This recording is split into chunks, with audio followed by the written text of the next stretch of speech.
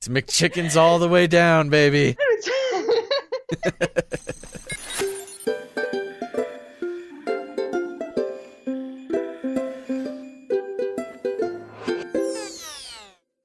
Hey everybody, your buddy Basil here, and you are listening to the Joyspiracy Theory, baby. We've got an awesome episode for you here. You may know her. This is Christina Peck. That's right, the wonderful and talented wife of Joshua Peck. And obviously, Josh Peck being on the show was a huge hit. Such a fun guy, friend of the show, friend of mine.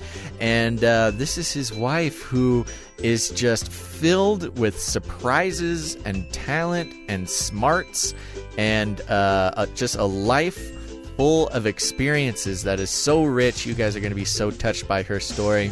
We talk a lot about her experience growing up in the Christian church as a person with Hebrew ancestry and what that was like, which was super fascinating. Gave me an interesting look into sort of the Christian culture that maybe I hadn't experienced, as well as a lot of important and forming times in her life. This is going to be a real touching one, folks, so get ready for that. Anyways, yeah, she's up to all sorts of things now, and you are going to be so excited to check out what she's doing. That's right, Christina Peck.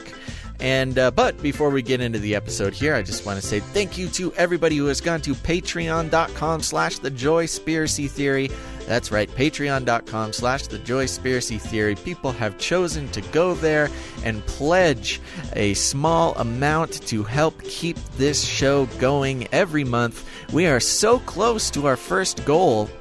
When we get to that first goal, it's going to help us get these episodes out more consistently. I gotta say, I'm going to claim it. I've been doing pretty good recently. We've had, I think we've had 4 shows in 4 weeks. I might be a little bit off, but hey, we're doing pretty good. And our goal is to get to the point where we can have these coming out consistently every week, and that is helped out by reaching our first goal over at patreon.com/thejoyspiracy-theory. It's also important to have people to talk to keep this show going. So if you are feeling led to come on the show, have a chat with me, and share your story, you can go send an email to tjtguests@gmail.com. That's right, tjtguests@gmail.com. You can send an email there, and we will get you on the calendar, baby, to come on and sit down and have a chat with me and just touch billions of people around the world. But until then, here we go.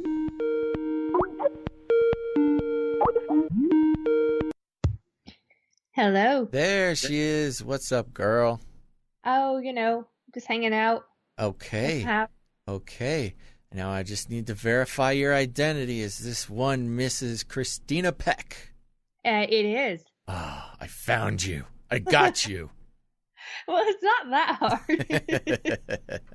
Although I have been trying to run from you for years. I know, and you've been doing a very good job at it. But before we get into that, tell us what you're grateful for today.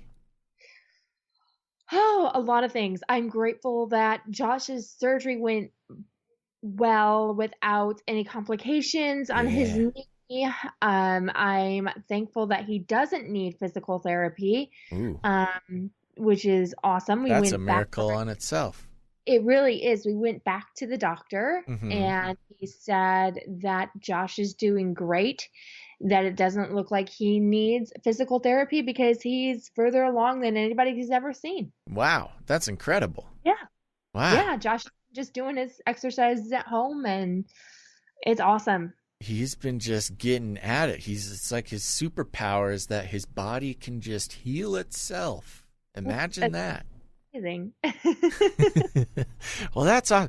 You know what? I am so embarrassed. Hold on 1 second. I got a cat who needs. Get down for this. Hey.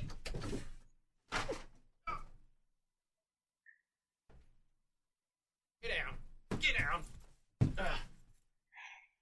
Okay.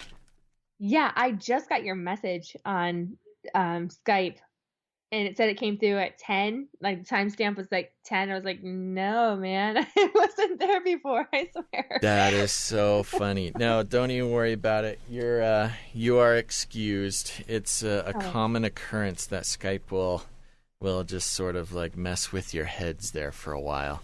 Just did like a brand new update, and I hate it. Everything is different now. Every time they update Skype, it completely destroys any setup that a podcaster has. I don't know what they're doing, but it totally like screws everything up, and you have to reroute everything. It's a whole mess. Yeah, it's pretty terrible. It took me like 10 minutes to find my Skype ID because I couldn't even remember it, because I don't really use it that much. But yeah, well, let's save the rest of that conversation for my my Skype fan cast. Yeah, there you go. It's called Skype Bros. Oh, okay. Yeah, Skype Bros. Yeah. It wasn't just made up or anything. No, totally a real thing. So here's the thing, okay, just to catch everybody else up with the situation. You and I actually met in Ohio? Idaho? Yes. What was that, Ohio? Ohio. Yes, yeah, at the Prophecy Conference in Dublin, Ohio. And so we got to spend some time together. I think we ate some pancakes. Your husband was there, so don't worry, anybody. It was all on the up and up. But that was a wonderful time, and I can't believe it's probably pretty much been since then that we talked. Well, yeah, we met up a little bit at the Prophecy Conference in Colorado Springs. Oh, yeah. Back. Yes. But yeah, since then, it's still a long time. Yeah. Wow. I was pregnant with Adam back then. Ooh, how many babies do you have? I have 3, and I'm cooking one right now. You've got 3.5 babies. Yes. I'm 7.5 weeks pregnant with the 4th. The weeks? Wow, that's pretty early. Yeah. Okay. Yeah. I don't know anything about the female body, so I'm assuming that that's still pretty small. Yeah, I go through this like every day with my daughter, my oldest, because she always wants to know how big the baby is. So today, actually tonight, I looked it up, and it's the baby is the size of a blueberry. Blueberry, nice. Yeah. That's so funny. I like how they always put it in the cutest terms too. It's now it's a bean, now it's a blueberry, now it's a peanut. It's at 39, 40 weeks. Hey, it's a watermelon. Yeah, it's always fruit or something. It's never like, now it's the size of a rock. Yeah, I know. Now it's the size of a Bic lighter that has run out of butane. There you go. Right. That's a very accurate. We'll write our own guide, but it's all with like really trashy comparisons. Now it's the size of a crumpled up hamburger wrapper. Yeah, that you get from McDonald's, because why not? Yeah, I think the fruits are cheaper. They're not cheaper. They're cuter. Definitely more expensive, but they're definitely cuter. Worth it. Definitely. So that's cool. So you're on the 4th. Mm-hmm. Okay. Why? Well, I mean, not to question your life decisions, but you're quickly moving from like an average family to a brood. I know. Well, I'm the youngest of 5. So you came from a brood. I did. And my oldest brother has a brood of 6. So. Oh, so that's just how you guys roll. That's just how we roll, man. I mean, my sister-in-law, is one of 11. So, big families up there in Michigan. Wow. Yeah. I would never would have guessed, but I mean, I don't do a whole lot of thinking about Michigan. Sorry, Michigan. But I don't really think about them much anymore now I'm in Missouri. Apparently there's a lot of room up there that you just got to fill it with more little fruits. Well, yeah, the UP is pretty much empty. Okay, don't know what the UP is. Oh, I do know what it is. I had another guest from the UP, the Upper Peninsula. Yeah, it's the Upper Peninsula. And I'm not the upper. I'm from the lower. Okay. But my sister-in-law is from the upper, like Mhm. all the way at the top Copper Harbor area. We call it the bunny ear. And uh and up there, one, nobody really wants to live up there because it gets so cold and you got like feet upon feet of snow. Yeah. And I mean it's beautiful, but everything is so cheap up there in the UP because Because if it gets too of the weather. expensive, people will literally die. Yeah, literally. Yeah. Is I mean, there but yeah, is sorry. there beef? Is there like territory beef between the UP and the LP? Sometimes they call us trolls, that Weird. live under the bridge. Okay. But like not really. They It's a call whole new you world to trolls, you but what do you call them? Youpers. Youpers. They're Youpers. Yeah, it's funny. It's a made up word, but somehow it just is so much more savage. A lot of it, because a lot of it borders pretty close to Canada. Mm-hmm. So and you have a lot of that Canada, eh? Yeah. Yeah. Okay. So a little bit of Your Cooper language, it's kind of like Canadian, but it's kind of not. It's a mixture between it's like Michigan, northern, uh-huh. a northern accent and Canada. So It's like Canada's kind of bleeding over a little bit. I sense a little bit of something in your voice too, or are you putting that on to give us an example? No, I actually, because I am from Michigan, I do have. It's funny. People at work sometimes say that your accent's coming through, and for me, it's like, well, no, it's not really. It's just, I think it's normal, but Kind of sounds just like everybody up there is hammered all the time. pretty much. No, seriously, Michigan is the northernmost southern state. Northernmost southern. That's very funny. I'll have to remember that. My secret mission for this entire podcast is to just learn how to fit in other states, so I can secretly, I don't know, be there and not have to act like a cool California nerd. Are they cool over there in California? I don't know. Have you ever seen I can't think of one movie that takes place in California. I was trying to think of a surfer movie. Literally, almost every movie has been shot. Point Break. Okay, yes. Yeah, there you go. That's like a California guy movie, I think. I'm not sure if I've ever seen Point Break now that I think about it. I've heard the title, but honestly, I've never seen it. Yeah, I just watch Robot Jocks on a loop on my Blu-ray player. There you go. Okay. All right. So you're up there. What kind of natural disasters are you working with up there?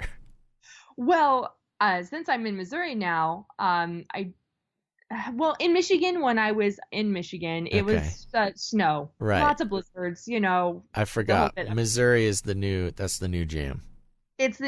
But the area where I grew up in Michigan was like a miniature tornado alley because we grew up like the southern east side of Michigan. Okay. Okay. And our little area was just like prone for tornadoes. We had people move from Tornado Alley to our little town of Goodrich, Michigan, and their homes would be demolished by tornadoes that come through every spring and fall. Every spring and fall? Yeah, we had them all the time up there. And get out of there. Yeah. That's crazy. And they were like, I thought this was supposed to be a safe place. No, I'm sorry. This is like miniature tornado alley right in this area. Oh my gosh. But here in Missouri, we have basically ice storms. Not really snow. We'll have ice storms for about a month out of the year. What does that even mean? Ice storm? Isn't snow ice? Sometimes, no, not really. Okay, snow when it accumulates on the ground, nice white blanket of snow. Ice storm is just a sheet of ice. You just look out your window and like freezing rain is when the rain hits something, it literally just freezes immediately. Oh my gosh. So everybody is very well preserved up there. yes, yeah, and we've had a little bit of that in Michigan, but here in Missouri, it's not very there. It's not very much considered what I'm used to. Okay. In Okay. Michigan, I'm used to like 6, 7 foot of snow, and here that just doesn't happen, or at least it hasn't happened in the last few years since we've been here. Yeah. But, So you're yeah. you're comfortable. It's a nice balmy ice storm zone. At least it's We're not about 6 feet of month out snow. of the year. We're Yeah. about a month. Most of the time it's warm, and then in July and August it's hot and humid, and it's like a dog breathing in your face, kind of humid. Oh, Um, gross. you just can't breathe. Yeah. Okay. Yeah. Sounds like a wonderful paradise. It's beautiful. But um. it's not too bad. I like the longer fall seasons that we have here in Missouri. Yeah, that's good. Okay. Well, good. You're looking on the bright side. I commend you for that. It's easy to do. Okay. So you grew up in Michigan. Here's the Yep. thing. I don't know really anything about you, which is not anything new for me. I know very little about anyone. But people are familiar with your work. You and Josh out there grinding away at what you're doing. So I think there's going to be some people who are pretty curious in what you got going on. Tell us a little bit about, first of all, your childhood in Lower Michigan, or whatever Michigan you were in. Now we know there was lots of snow, so let's start with more like what you got. You got a brood of brothers and sisters, mommy, daddy. What's going on over there? Sure. Okay, so I grew up in Goodrich. It's a small farming community in southern East Michigan, which is about 20 minutes from each major city. 20 minutes from Flint, 20 minutes from Grand Blanc, 20 minutes from Clarkston, about 45 minutes from Detroit. Detroit. Yes, Detroit. Detroit. Wait, is Grand Blanc actually the name of a city? Yeah. What is going on in this country? It means big white. I don't know why. Okay, all right, okay.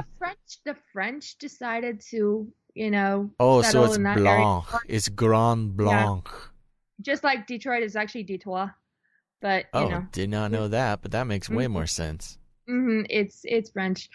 So there's that, and I grew up on a farm. And I wasn't really around for many of the animals. I was around for chickens. I remember raising chickens, but I wasn't there for the goats and the sheep and whatever else they had roaming around on our What 15. happened to all of the animals before you came around? What's going on there? Well, my what mom did you do? I decided to take over. I wasn't having any of this goat and sheep nonsense. No, but I was the youngest of 5. I had 3 older brothers and an older sister. And by the time I came around, my mom and dad were just kind of over the whole sheep and goat thing, because people just would start dropping them off in front of our house because these people have animals. Let's just drop it off here. What? So they're like, we're just going to give all this away. We can't handle this. What is going on in Michigan? I don't know. They were kind of crazy. So they just drop random animals off in our farm. And so my parents had enough, I guess. Yeah. So they had to get rid of the goats and sheep so it would stop magnetizing other goats and sheep to your farm? Yeah, people just drop them off out of nowhere. Like they'd wake up to that sheep or goat they weren't here before. That's new. Honey, where'd that sheep come from? Where'd all these goats come from? See, we know we had a certain number of goats and sheep, and then we came back out okay, that's way too many. Oh my gosh. We didn't have that many before, and they don't multiply like rabbits, that's for sure. Michigan is crazy. Okay, all right. So there's too many goats and sheep. Yeah, it was pretty insane. But I I remember raising chickens, and we raised chickens up to the point up until I was 18. We had chickens, and so I'm used to like farm fresh eggs and Uh-huh. fresh fruits and veggies and all that stuff. My mom was in she worked in medicine. She was a nurse. My dad he was an kind of like an engineer, but not really an engineer. He So was an unlicensed illegal engineer. not like he worked with a lot of engineers and he did a lot of inventing, Yeah, but okay. he wasn't an engineer per se. Okay. But so that's what he did. And Wait, that doesn't mean anything. Wait. well, he invented a lot of things to help the engineers out, I guess. Okay, but he like worked for a company though. He wasn't just He out. worked for CRW. The Okay. company name was CRW, and it was Okay. in Sterling Heights, Michigan. That's where he worked, and he worked alongside a lot of engineers, and he helped. Came up with a lot of plans and Okay. inventions. I And thought you were saying he would just go out into the barn and just like this explains so much. he just randomly decided to come up with something and try to sell it someday. Yeah. Yeah. I mean, there are people who do that, so I don't know. This is a very eccentric lifestyle. Yeah, no, he actually worked for a legit company. Okay. Okay. Good. And worked on a lot of automotive parts and things like that. And he was wonderful. My dad was an amazing man. He passed away in 2013, shortly after I found out I was pregnant with my son Nathan. Oh, well, I'm sorry to hear that. That's you know, I miss him. He was an amazing man, and Yeah. I was able to tell him that I was pregnant before he died. Oh, that's good. And I told him, I'm like, if I have a boy this time, I was gonna name him Nathan Daniel because my dad's name was Daniel, Mm. and and found out I was having a boy, and I was like, oh, Hey, Nathan Daniel. that worked out well. Yeah, and so I'm happy I was able to tell him that, and he was awesome. He took us fishing, he took us hunting, he taught us just so much, how to garden, how to take care of wildlife and Real animal Michigan life. stuff. Yeah, real Michigan stuff, like real out in the back country Michigan stuff. Okay, that's awesome. Yeah, it was a lot of fun. Really enjoyed my childhood and had a lot of good memories being on the farm and with my family. Yeah. My siblings are quite a bit older than I am. I was a surprise. My parents always called me the Abraham and Sarah baby because my mom was 36 when she had me, which isn't really old by today's standards. A lot of my friends are in their 30s and they're like just now starting a family. But my mom and my dad got married in 71. It was January of 71. And 10 months later, 10 and a half months later, my brother Daniel was born. And then my sister was born 15 months after that. So they call them Irish twins. Yeah. And then she's my oldest brother is 15 years older than I am, and my sister is about 13 years, and then I have a brother Michael who's about 10 years older, and my brother Jason is about 7 years older than I am. Wow, 10 years though. That's quite the spread. Yeah, 10 years and then 7 years, and then I was kind of like the oops, I was so pregnant, and yeah, so I came along, and my brother Jason didn't have anything to do with me for like the first 3 years of my life because I took his spot as the baby of the family. Oh, yeah. My mom that I wasn't allowed to be born, and then he's like, okay, mom, she can be born, but she cannot be born in my birthday month. My brother Jason, his birthday is July 1st. My birthday, I came exactly 1 month before him. My birthday is June 1st. Oh so, my gosh, that's so funny. Take that. Got you. Got you. But yeah, the first 3 years of my life, he just did not like me at all. That is so funny. I remember when I was Did he try to outside playing. feed you to the chickens or something? Gosh, no, he didn't do that. But he was the quiet one. But the quiet one's got to watch out for her. Oh, yeah. Yep. So I was outside playing, and he's like, Christina, come here. You can play with my G.I. Joes. I was like, okay.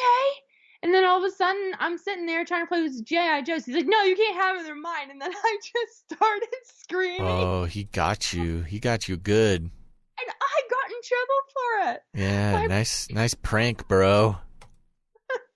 Why are you screaming? You do not scream like that. Nobody is hurting you. She didn't find out until about 10 years later. It was like, that one time, we were all talking about like stupid stuff we did when we were kids. I was like, oh yeah, and Jason, who was Mr. Perfect, and he was outside and taunting me with his toys, and then he took them away from me. Yeah, he's too smart. He's a smart boy. Oh, yeah. He was conniving. 10 years later, though, I got him though, and my mom's like, Jason, David, did you really do that to her? He's like, yeah. Yeah, you got me, Mom. Yeah. That's so funny. But after that, we became really close. So your mom and your dad, they had jobs. So the farm was more of like a large piece of. You weren't like farming corn and selling pigs and stuff, cowboy stuff, or whatever happens on farms.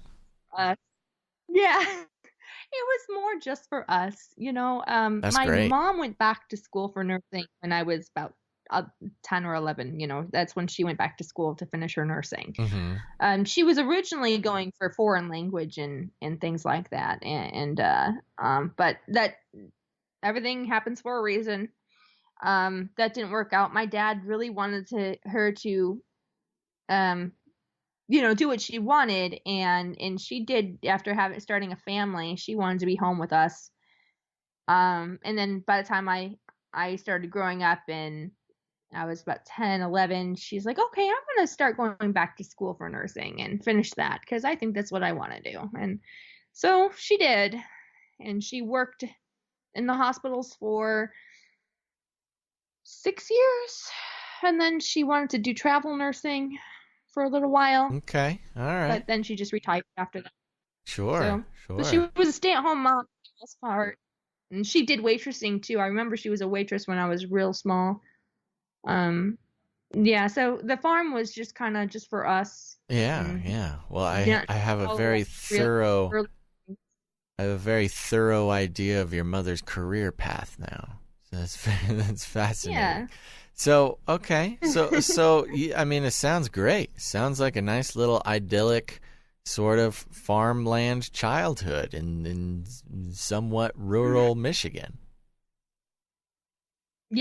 Yeah, it was great. Yeah. I loved it. I loved being out in the country, and I love that out here in Missouri, we're in a real quiet place too, away from a lot of commotion. So did you stay on the farm and milk the chickens until you met Josh, or did something happen in between? I did not milk chickens, believe it or not. But I did. I met Josh when I was 18. I met him at McDonald's. Wait. We've got a lot of stuff in between just meeting Josh. I mean, what happened before? What's going on? You were milking chickens, and then you were at McDonald's and met Josh. Were you in Michigan all the way up until you were 18? I was in Michigan all the way up until Josh and I moved 3 years ago here to Missouri. So. Oh yeah, so you're a hardcore Michigonian. Were you guys a church going family? Yeah, absolutely. My parents, my whole family, we were members at a church in Clarkston, Mount Zion, for years and years. And then as we all were growing up and getting married and going our separate ways, we started, my dad and I, because my mom worked a lot of midnight shifts as a nurse. my dad and I started just going to a church in town, Uh-huh. Small Assemblies of God church, and it was Ooh, getting into the AG, baby. we went from this non-denominational church to an Assemblies of God church, and that's where we went up until I moved out when I was 20. And then I did attend a small, the only churches in Holly, Michigan, because I moved to Holly, Michigan when I was 20. It was right near the McDonald's that I worked at, where I met Josh when I was 18. But I attended a First Baptist church that was across the street from my apartment complex. Okay, cool. And that was all good. I mean, you were enjoying it. You didn't have any rebellious times, and you were just a good church girl, huh? I was for the most part, but there were times in my life where, life got hard. Yeah. I never doubted God's existence. There were just times where it was so difficult. Just life or life, and my family was different. My mom grew up in Judaism. Oh, interesting. Yeah, she converted to Christianity when she was 19, but she still held on to a lot of her faith, and she taught us the feasts. We celebrate Passover every year, and it was what we did.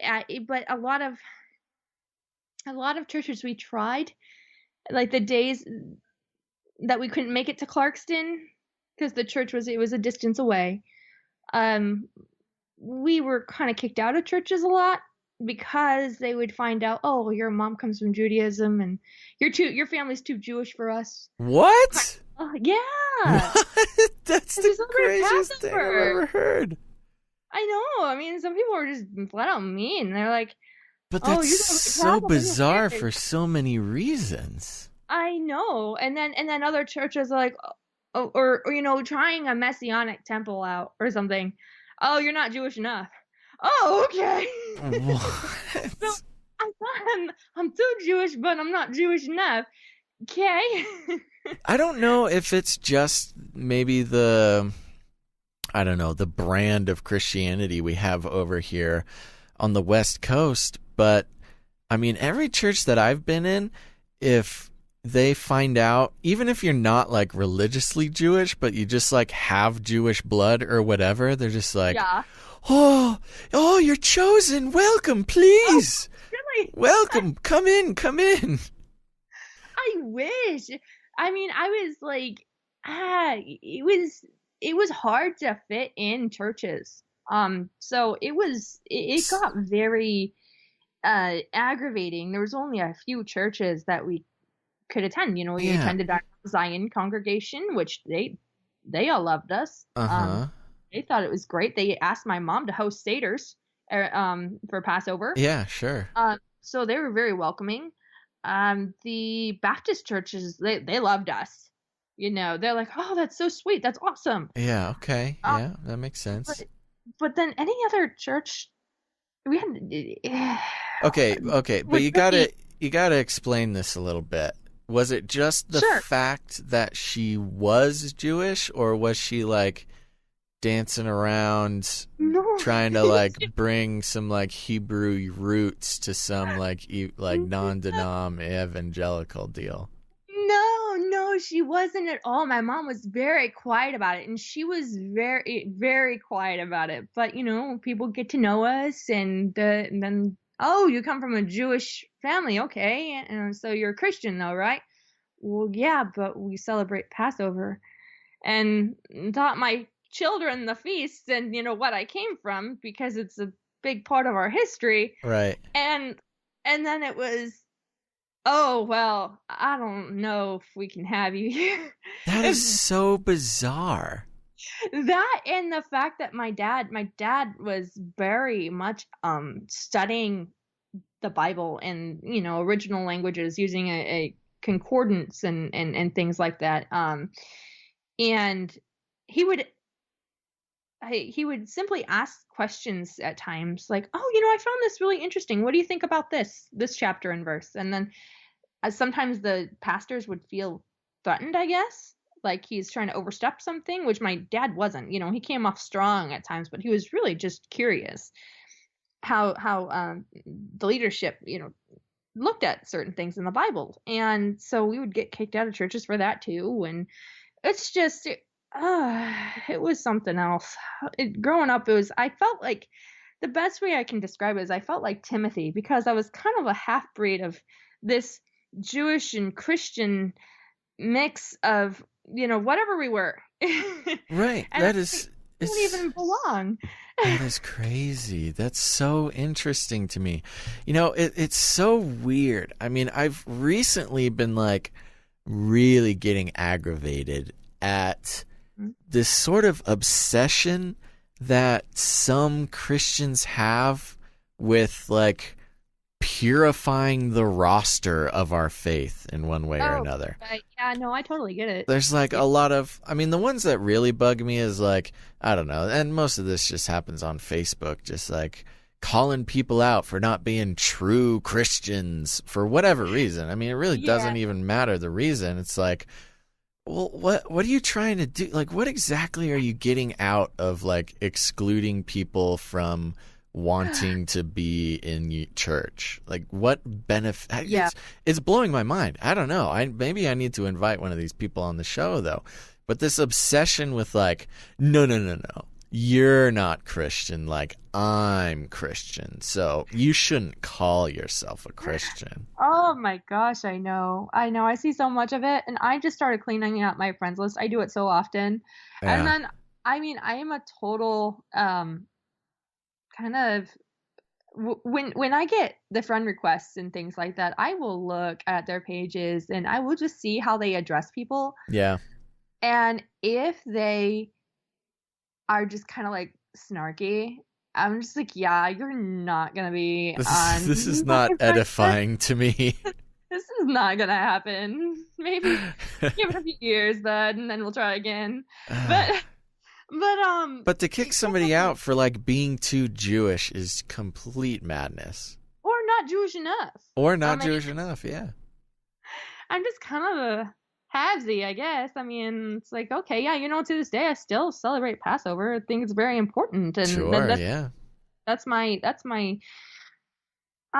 heritage. It's where my mom, you know, What was that like? What was that like as a kid? Like being a kid getting kicked out because your mother was too Jewish or something like. Jewish and my dad asked too many questions. It was heartbreaking, and it made life in some parts really hard in my life. You know, I didn't know where I belonged, and I looked to belong. I was very social, still am to this day, but I was kind of embarrassed that I was Jewish, to a certain extent. Interesting. I didn't want to tell my friends, because I was afraid of rejection. You know, as a really young girl, I was made fun of because I have real frizzy hair. I'm like, well, I can't help that. It's Hebrew. Can't help the Jew frizz, okay? So it's like, I was always embarrassed, you know, and well, why? But it wasn't until I was a bit older, when I got into my later teen years, that I started to say, you know, whatever, forget it. People don't like it. Yeah. They're not going to be my friend, and you know. Correct me if I'm wrong, but I feel like that sort of separation between Christianity and Judaism, and maybe it has something to do with, you know, the times that we're in, and I don't know, just the current Christian zeitgeist and stuff. But I hear a lot more, like when secular people or whatever, people who are trying to criticize Christianity, they'll bring up the like, well, you hate this, you hate these people, you hate these people, and you hate Jews. I'm like, oh yeah, what is that? Where does that even come from? Like, that's so strange. I don't even know. But the times that I have heard the comments that I don't enjoy from Christians, I'm not here to point anybody out, but it's usually kind of either associated with more of a Southern Christianity or somewhere not California, I guess. Yeah. No, I understand. No, I see a lot of it, and I don't know where it comes from because some of it is new to me. Right. I've never heard that one before, but okay. Wow, points for creativity. I know, seriously, like bravo. Tell me more about this meeting of whatever race and ethnicity and religion. I don't know. Yeah. Okay. I don't know where that comes from, and I don't know how they get it. I really don't, because it. Yeah, anywhere. I mean, it's one thing to. I mean, if you want to go real basic, like, yeah, if you ignore the fact that Jesus was Jewish and things like that, and you say, well, the Jews killed Jesus, well, then you say, well, no, actually, it was the Romans who killed Jesus. Yeah, but the Jews wanted it. Yeah, well, okay. Well, there's a long conversation to have, but if you're just kind of like a culturally Christian person who maybe doesn't study the Bible as much like your father did, then I guess maybe you could pick that up. I don't know. Anyways, I'm not here to understand people that I don't want to understand. I mean, I do want to understand that, but we might not get to the bottom of it here. Yeah. But okay, you came to a point in your life where you're just like, that comes with getting older. The older I get, the less I care about what anybody thinks. Well, that's true to this day, too. It's like, well, this is me. Take it or leave it. Yeah. You like me or you hate me. Don't care. Right. Yeah, exactly. So you started to kind of get over that, or at least ignore it in a way or something. Yeah, I was about 16, 17. I was like, hey, you know what? Whatever. I'm just gonna embrace it. Yeah. I'm like, yeah, I've got Jewish in me, guys. Woohoo. And and I celebrate Passover, and I've celebrated Hanukkah. So you know what? Bring it. So, and to my surprise, the people in my community had nothing bad to say about it. But I was so like, and they were actually fascinated by it. Like, oh, really? Tell me more. And okay, that's weird. I've never been asked this before. Usually, I'm scared to death to tell anybody. Right, yeah. But yeah, they were really fascinated about it, and so some of my friends were interested in Passover, and so I told them about what I helped my mom make every year and what things represented on the Seder table, and they were it was so funny. Most of the time they were really like taken back, like, your mom let you drink wine when you were a kid? Like, yeah. Awesome. It was part of the Passover. It was Manischewitz wine. So and drinking wine isn't even like fun as a kid. It tastes nasty. Disgusting. And they did it for communion too. And my parents because we did a lot of after a while we gave up on going to other churches after a while. If we couldn't make it to our home church where we were members, we would do home meetings. Yeah. And we'd have our pastor, Terry Marks was his name. He would come over from Bay City, and he would lead our services in either our home or my uncle's home, who lived about a half a mile from us. Oh, so it's like a family affair. Got the whole gang together.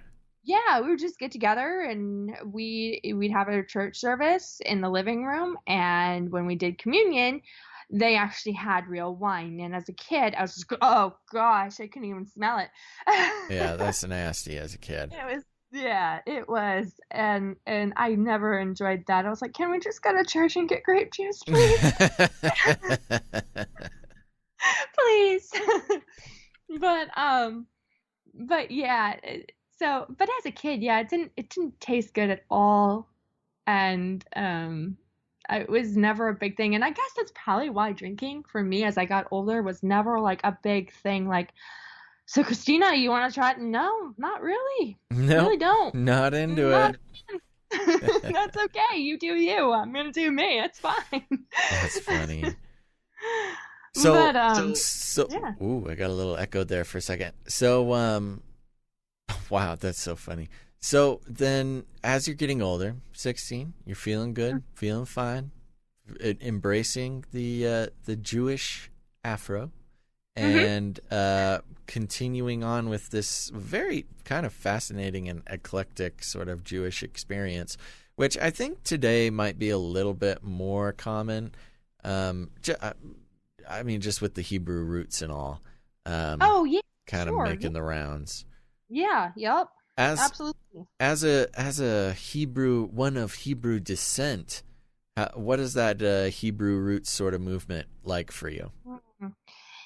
It depends. It varies from person to person, I have to say. Yeah. Some people I see take it to a legalistic point, and others I see them just trying and embracing, where it all came from. Right. So, and for me, some of it, and this is my own personal opinion about it, some people I just feel like they want to use it as a fad. Maybe it's the wrong word, but honestly, yeah. Well, I mean, it did like kind of. It kind of seemed like now I don't want to offend any Hebrew roots people. Right. I totally get it. I'm a huge respecter of the Jewish roots of Christianity and the Jewish roots of the scriptures, and sure, totally huge into that. That being said, it can get like a little aggressive at times. Yeah, and that's what I noticed. Like I said, it varies from person to person. I don't see them all like this. I just see that that just how they approach people. And talk certain about it. ones that you've Certain experienced, ones, that I've experienced in my life. And I just kind of take a step back. I'm like, excuse you? Not what it means, but okay. Well, again, points for creativity. Yeah, yeah, points for creativity. Well, it's really interesting, and maybe if I'm wrong about this, you can help guide me back onto the right path. It's really fascinating, the sort of orbiting of the Jewish religion and the Jewish sort of ancestry, the nationality, the people, the Jewish people, the Hebrew people, right? And I mean, my understanding is that they're very, very much tied together. Like everything in the Jewish tradition is very much tied to the history of the Hebrew people. And it's all very representative. It's all very, I mean, you can't separate them. You can't separate the Jewish religion or belief system with the Hebrew history.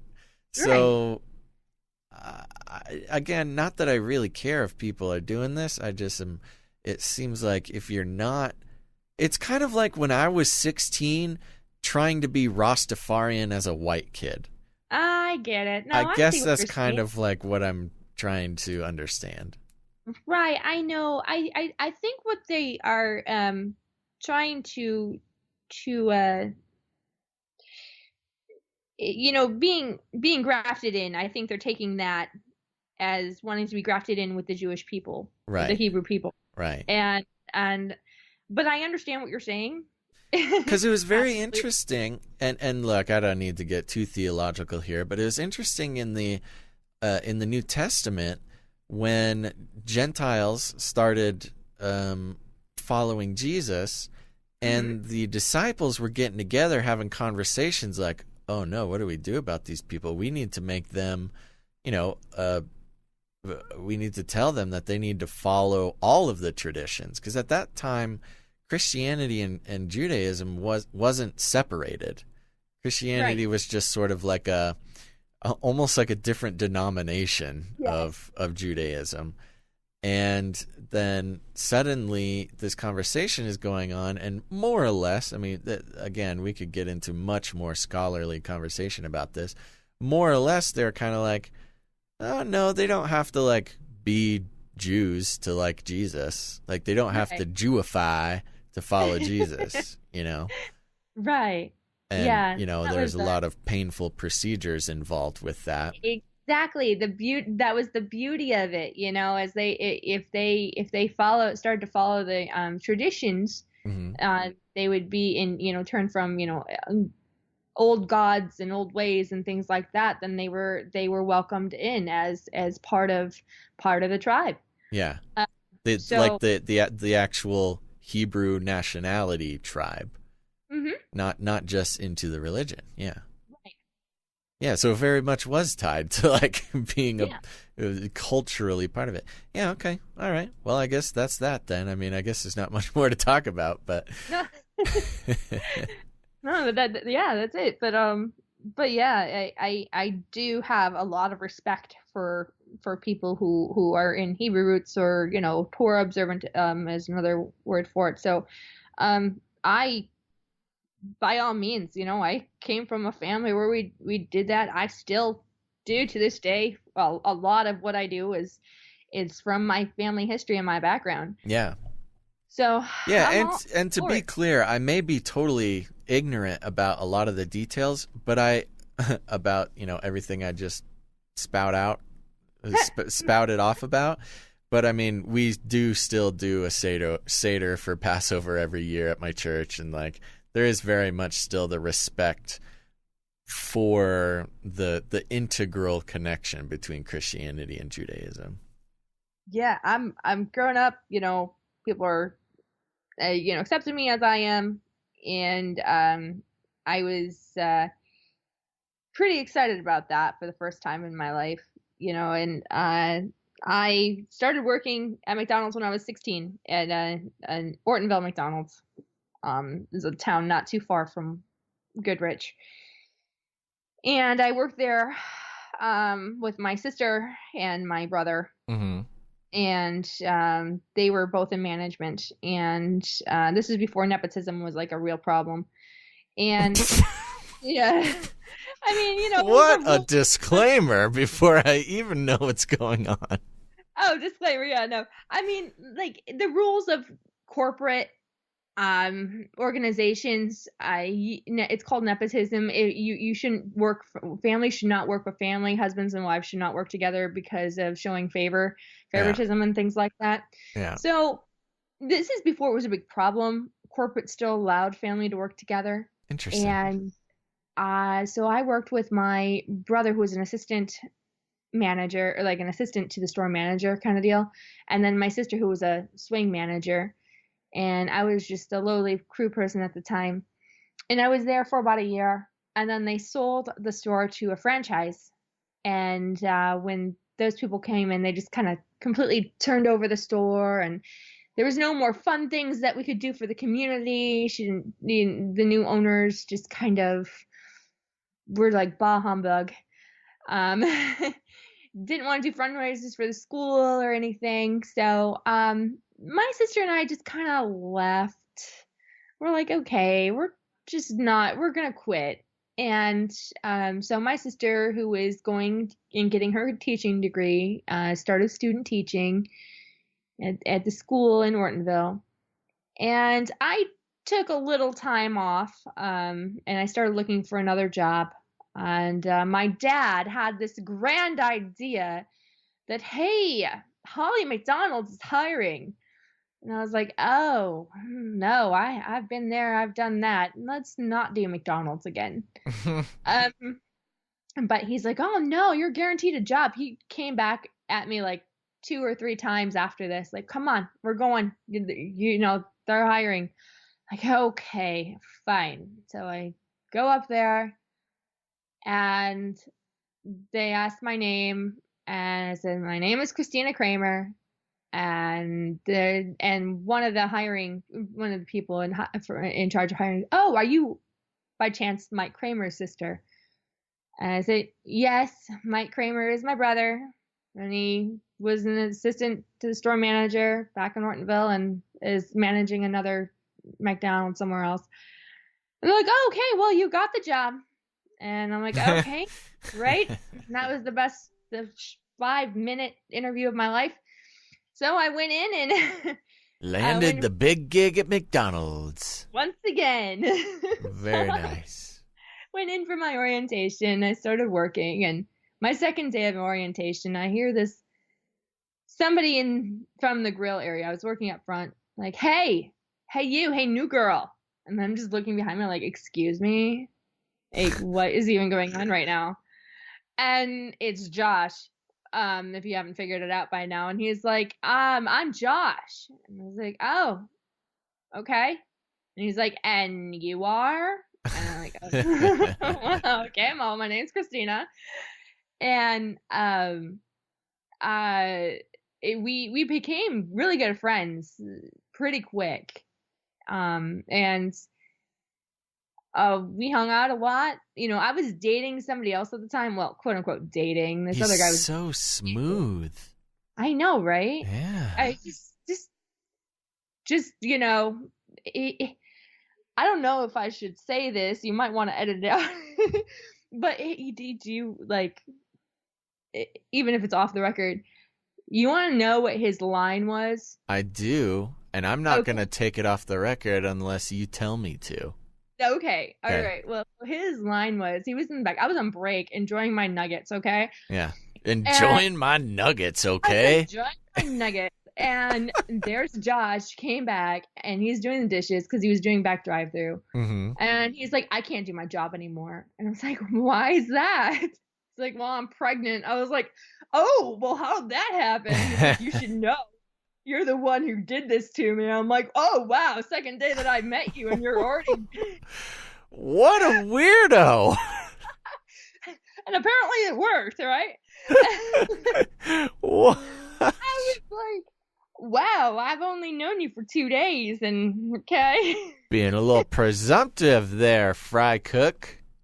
I was like, oh my gosh. That's so funny. At the time, I was with somebody else, who was a terrible human being. He was the worst, okay?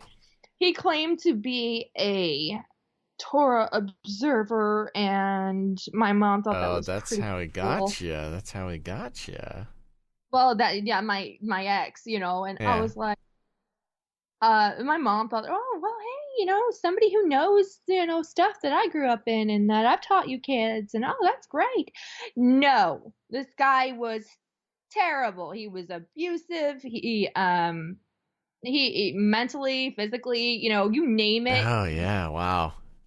So, but I just felt stuck to stay with this guy, because I just like, well, there's nothing else out there that's gonna be any better. I can't get any better. Yeah, I mean, that's kind of how it is when you're in bad situations like that. The worst part about it is it's hard to imagine anything better, Right, because you think, once they break you down and manipulate you, right, and you make you feel like you don't deserve anything in the world.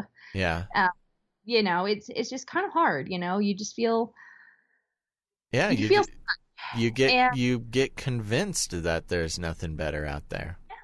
And I often ask myself afterwards, like, why are all these people nice to me? Because I went back into that mindset. It was like, oh my gosh, why are people nice to me? Right. Just a worthless piece of trash. And I thought for some reason if I married the guy, it would be better. And then all of a sudden, thank God, literally, I got out of that mindset. Something like smacked me in the face. Like, it was Josh throwing nuggets at you. Like, no, you deserve better. And Josh really did make me see that, because we were best friends. And I just started thinking, man, I wish I could be with somebody like Josh. Why Mm, couldn't I have found somebody like Josh? Because he treats me like nobody's ever treated me, wow. you know. And he was always so kind and so loving, and even as just a friend. And well, it finally got to the point where I was able to tell my parents what was going on with my ex-boyfriend. Mm, I'm like, I finally was able to just muster up strength. And my mom, little to my knowledge, my mom and my sister-in-law were starting to do some digging because they noticed my mood changing, like my depression right. becoming depressed and withdrawn.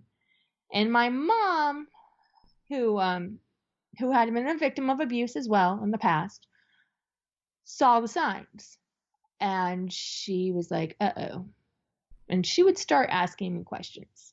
Christina, is he making you do anything? Christina, what's going on? Christina, have you taken anything? And I, for the longest time, I just denied, no, no, no, I'm fine, everything's fine, whatever.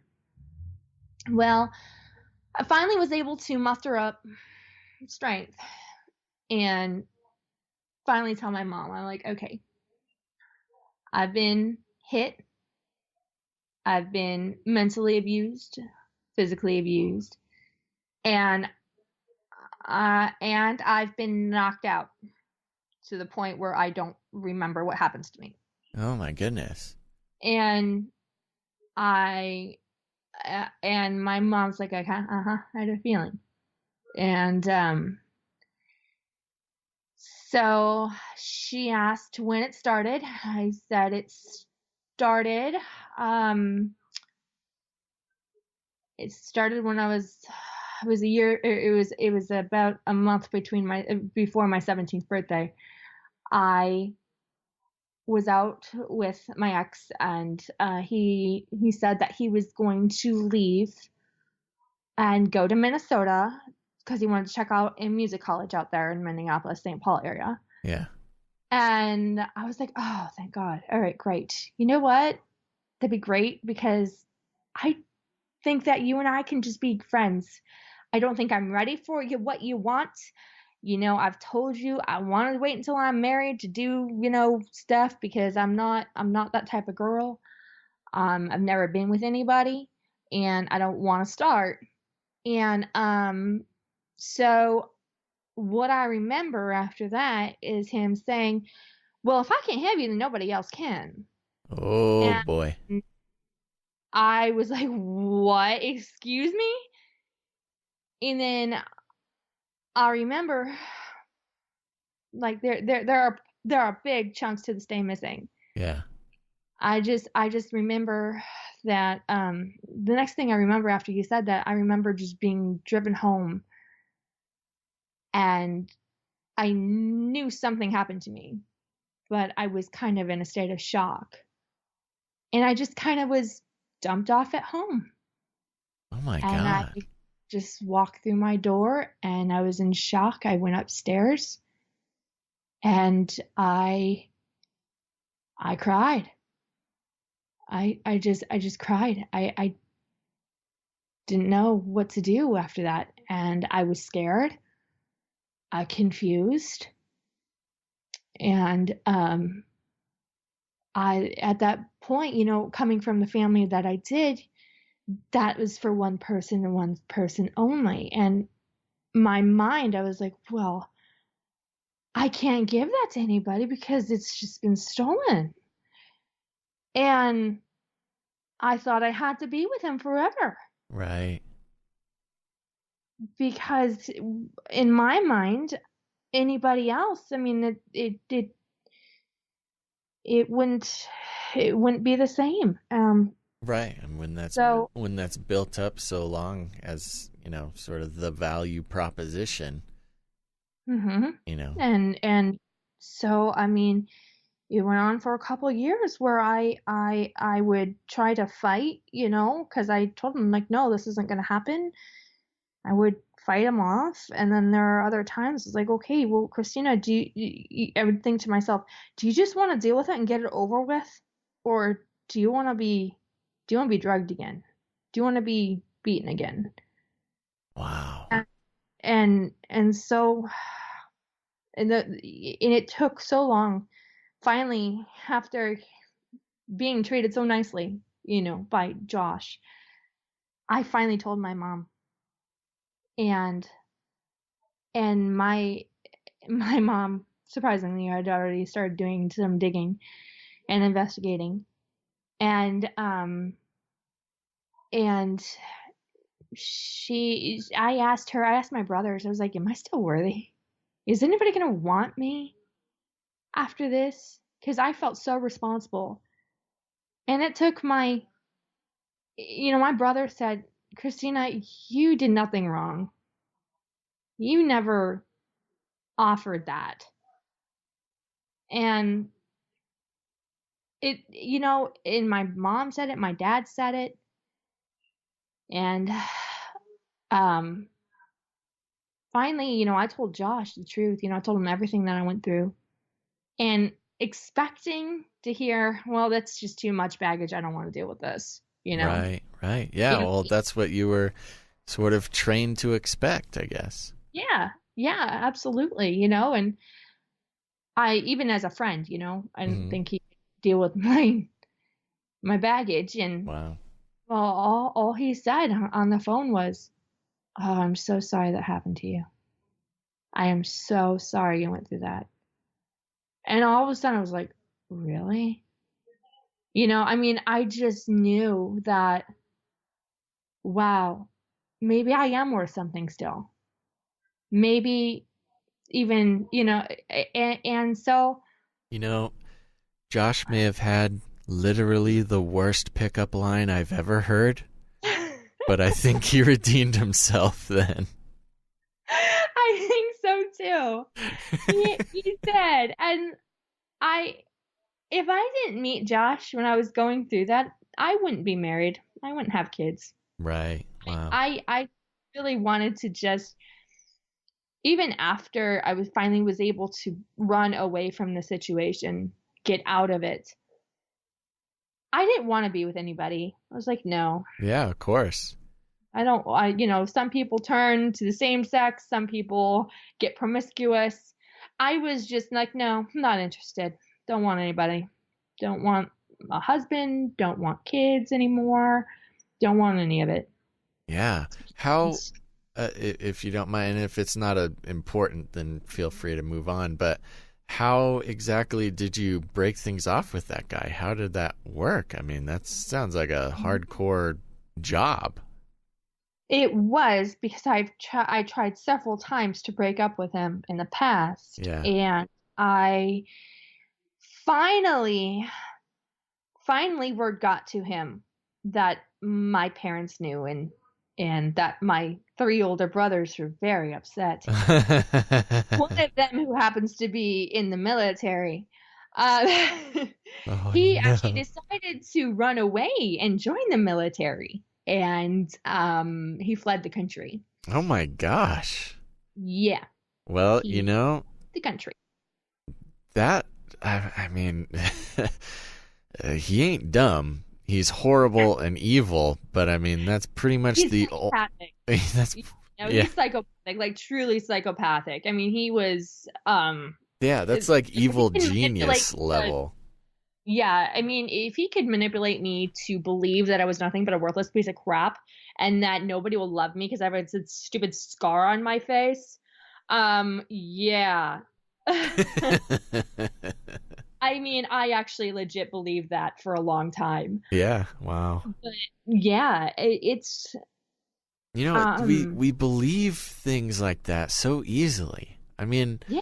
Everybody else, when we look at others, I mean, when we look at others with I don't know, whatever. I can't even imagine. Maybe I'm just blessed to have avoided whatever influence makes people think this way. But to feel like you even I don't even know if I have the language to say it, but to have the desire to like manipulate someone and be so horrible to them and find some sort of enjoyment out of that. It just seems, I mean, honestly, brass tacks just seems like a lot of work that I'm not willing to put in to like manipulating and mind controlling someone like that. I don't know. People are sick and twisted. And it's just, I found out later that he did it to my best friend too. Really? And yeah, it was sad. And I wish I knew, at the time. And was this while you were together or before? Before, but I know that he did try to pursue my best friend's sister while we were together. Yeah. And other things had come out as well where I know he cheated on me and things like that. So which is, I wouldn't really say that's cheating on me because I never was really like wanting to be with him. That's so sad to hear about your friend too before you, because it's the shame. I mean, the shame behind that. It's terrible. I wish I had known. I feel so terrible. Yeah. And she's a bit younger than me too, so it was even worse on her. Were you ever able to connect with her about that? Or? Oh, yeah, definitely. After that happened, we did talk about it, and that was kind of sort of therapeutic. Yeah. And I went to groups for a little while, but then after a while, I started feeling like these women are not going anywhere. They're just sitting week after week, reliving the experience that they've been through, and I'm just done. I don't want to relive it anymore. Right. And I was there. I went for about 6 months, but then I was like, okay, this support group is not really supportive anymore. It had its time and it helped for a little while, but then I didn't see them moving on. Yeah. I just saw them stuck, and after the 6 months, I finally had the want to move on. I got to the point where, okay, now what? Let's go to a next step. Yeah, I mean, it sounds pretty empowering. I mean, it sounds like, unfortunately, that group wasn't working for a lot of women, but it seems like something clicked in you, whether it was because of the group or in spite of the group. Well, it was something, it had helped for a time. Yeah. And then finally I remember I just kind of was sitting there across the table, another lady sharing her story again. Yeah. And I was like, these women have been here longer than I have.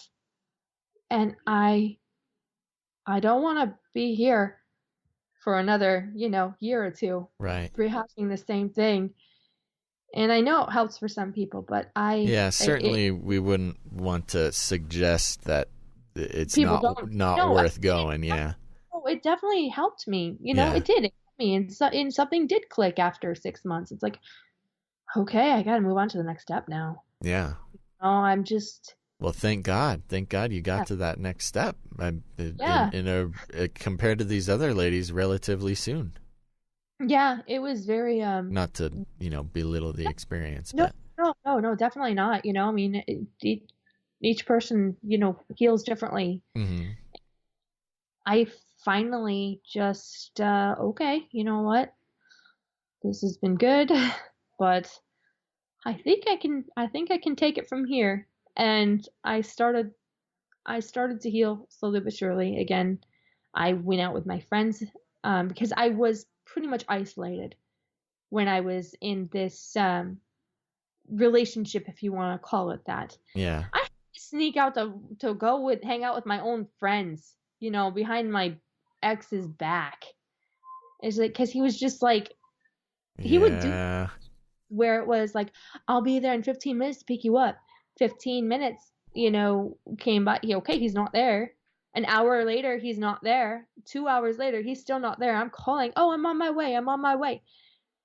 And then 9 o'clock at night, okay, it's too late to go hang out with any of my friends. It was a way of manipulation and keeping me in at home. I didn't go out to dinner with my family because I was like, oh yeah, no, my boyfriend's coming over. We're gonna go hang out. Oh Right. no, showed up. It's just another way to manipulate and control. Yeah. And so, and he did that all the time. And there were times I started to wise up, and I was like, you know what? I'm just gonna go hang out with my friends, or I'm gonna go hang out with Josh. I'm just gonna go hang out.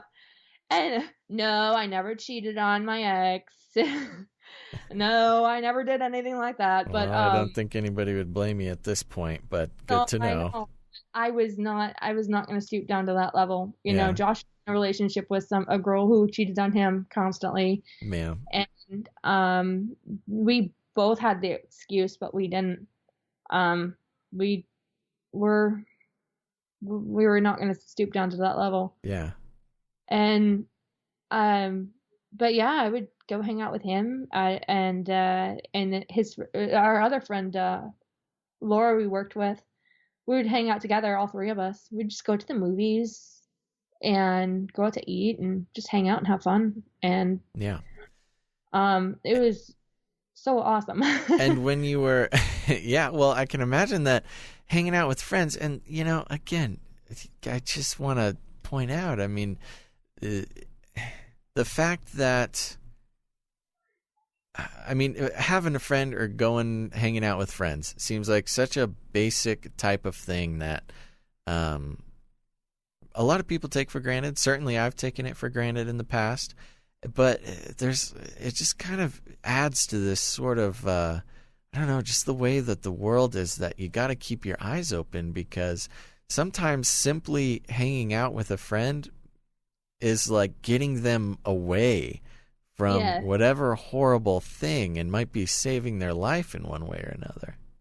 Yeah, and it definitely was a lifesaver. And meeting Josh at the time that I did was a godsend, because he made me feel special even as a friend. And I was able to really heal from a lot, even by just talking to him.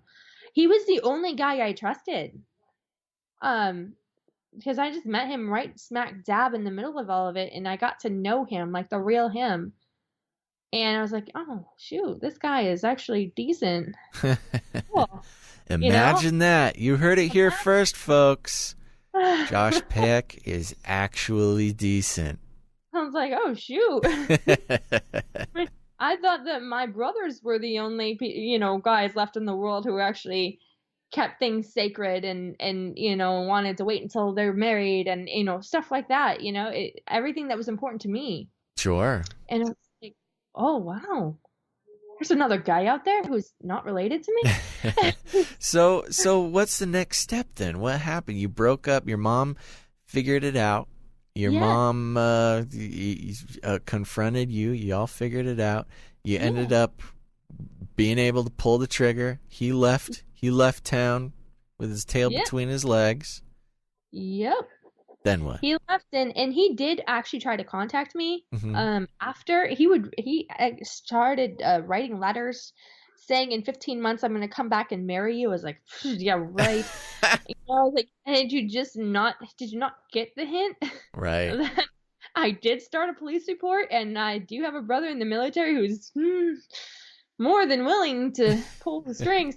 But, to activate his training. Yes. He has a particular set of skills.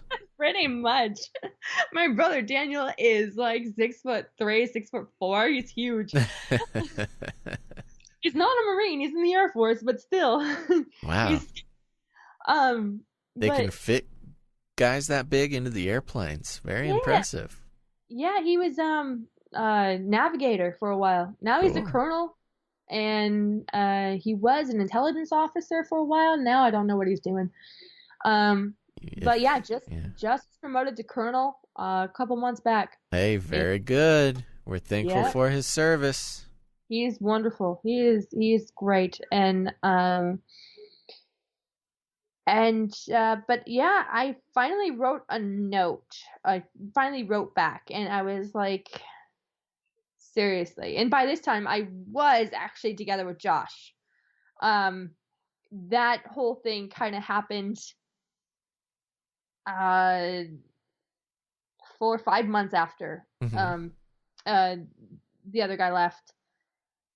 And and Josh was going to Florida for school. So and Josh is like, dude, you know what? Let's just get together. And I'm going away to school. If you want to try the whole long distance thing, I know we're just now going to get together, but if you want to do it, I'm up for it. I'm like, okay, sure, why not? So we were together, but not really together. Um, and I wrote my ex back and said, listen, I don't know what you think you're trying to pull. You know that my parents know what you did to me. You know that um my guy friends, I had more than one guy friend, that I worked with, and I was like, they all know, and one of them was a Marine, and they all know what you did. And if you do show your face around these areas again, I will get a restraining order, and I do have a report started on you.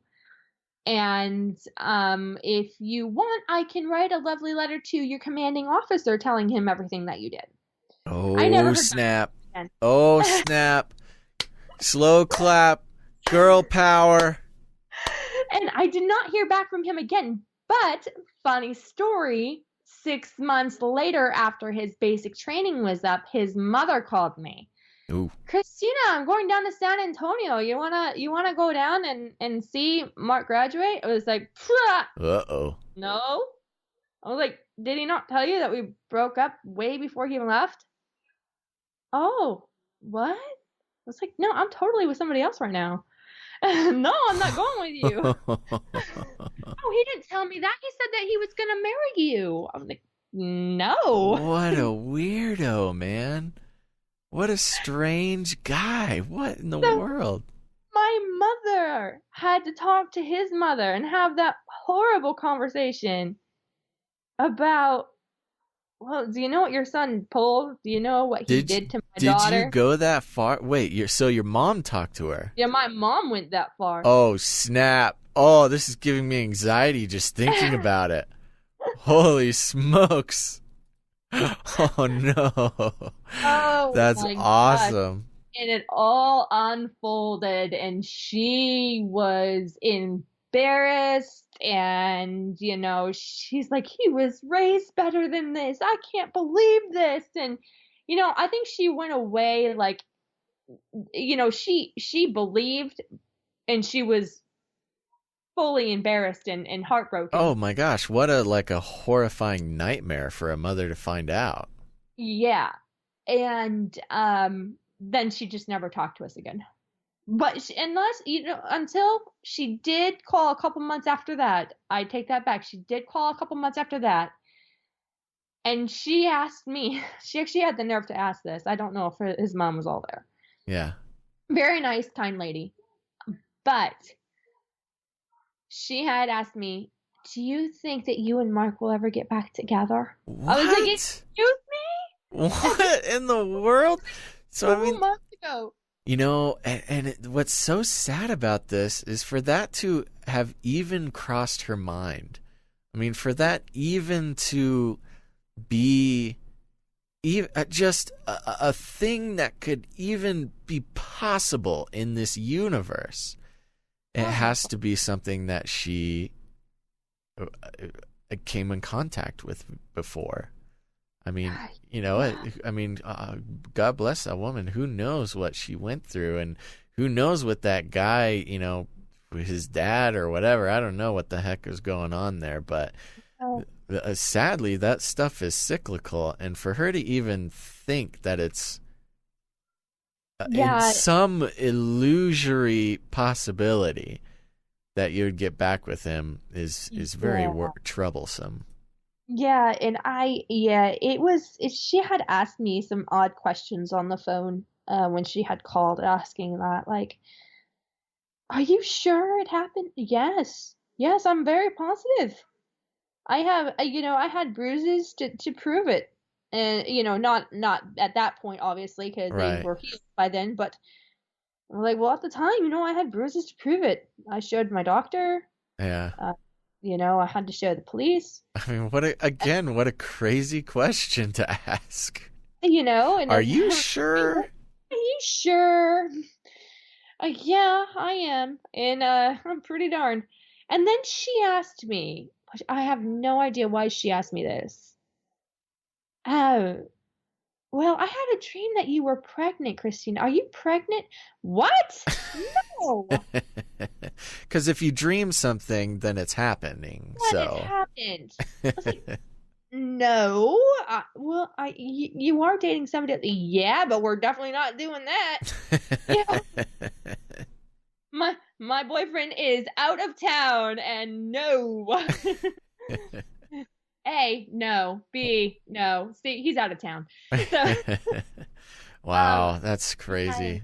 it was insane. I'm telling you, I could not. I couldn't believe it. And I told my mom, like, you're not gonna believe who called me and asked me these terrible questions. She's like, I have no idea what that woman's going through right now. Yeah. Yeah. And I think my mom did try to reach out again after that, after his mom had called me. But I don't think she got an answer. But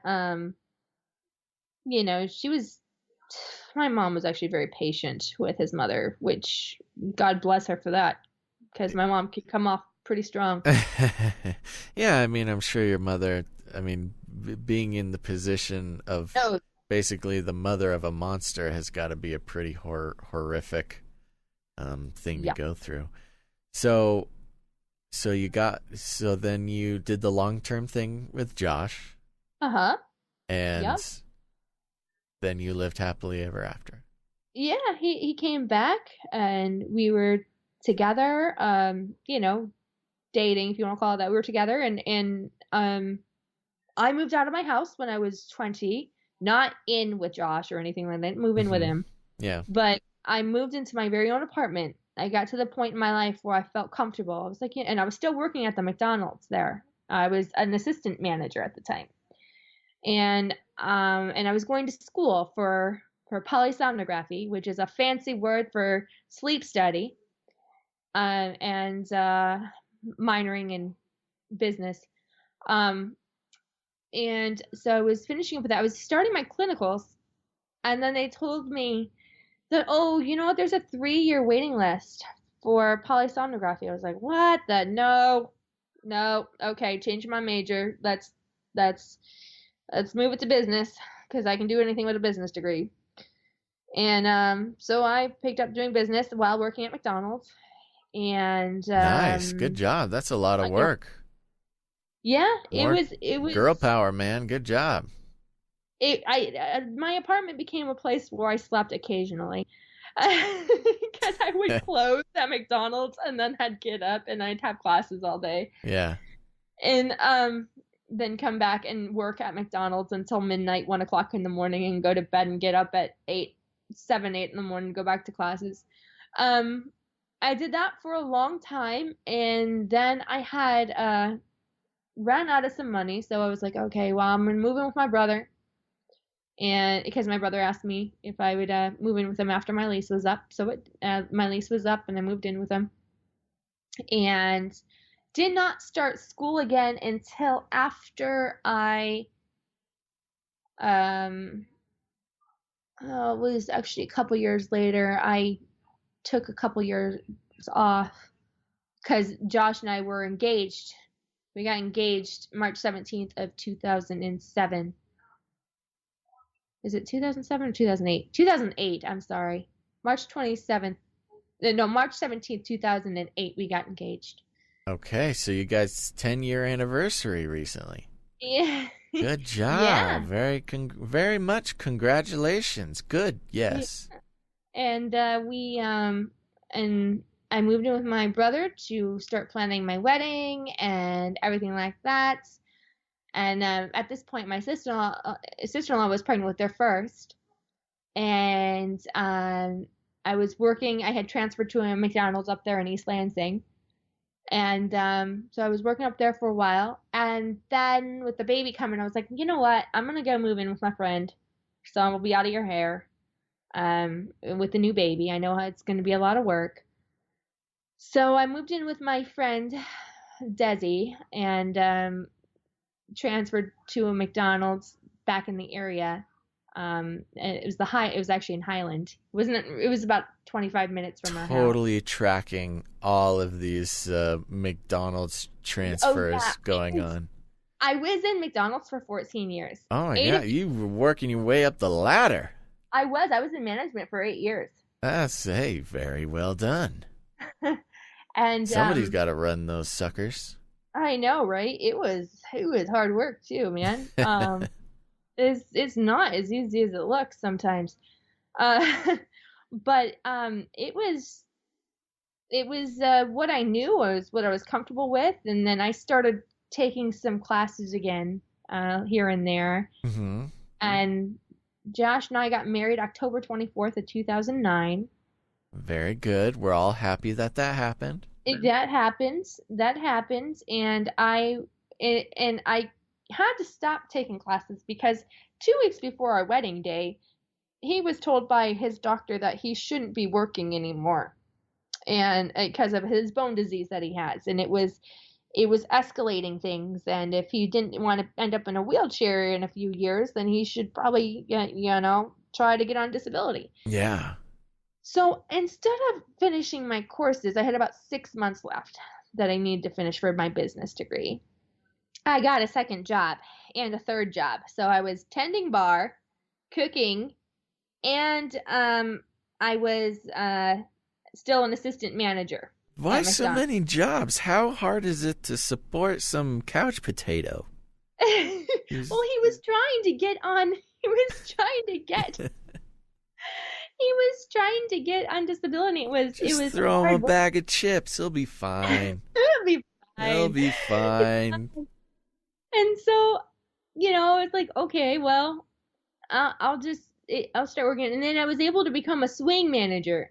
And so I was able to cut out the other 2 jobs. Okay, so apparently that's a good thing. I have no idea what a swing manager is. And I actually, part of me wants to keep a little bit of that mystery alive. Oh, you sure? Because it's so easy.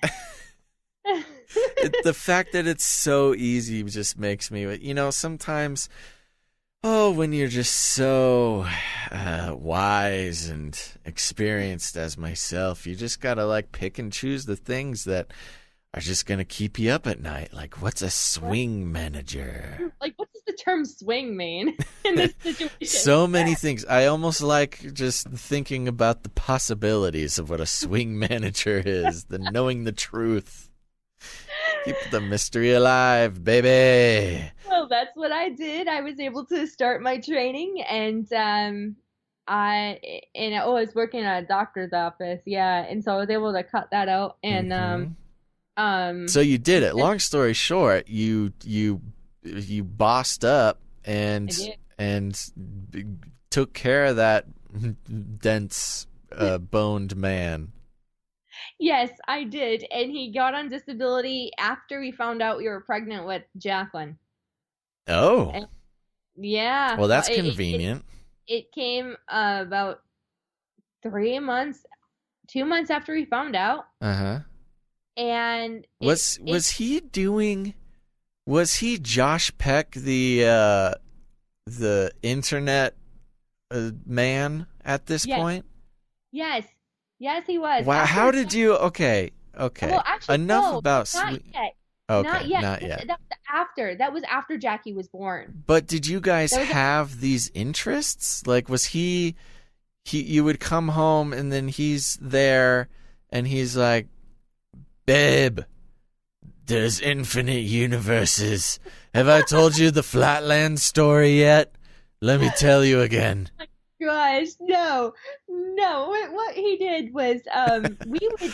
I love razzing Josh when he's not around to defend himself. He's so hilarious. No, what happened?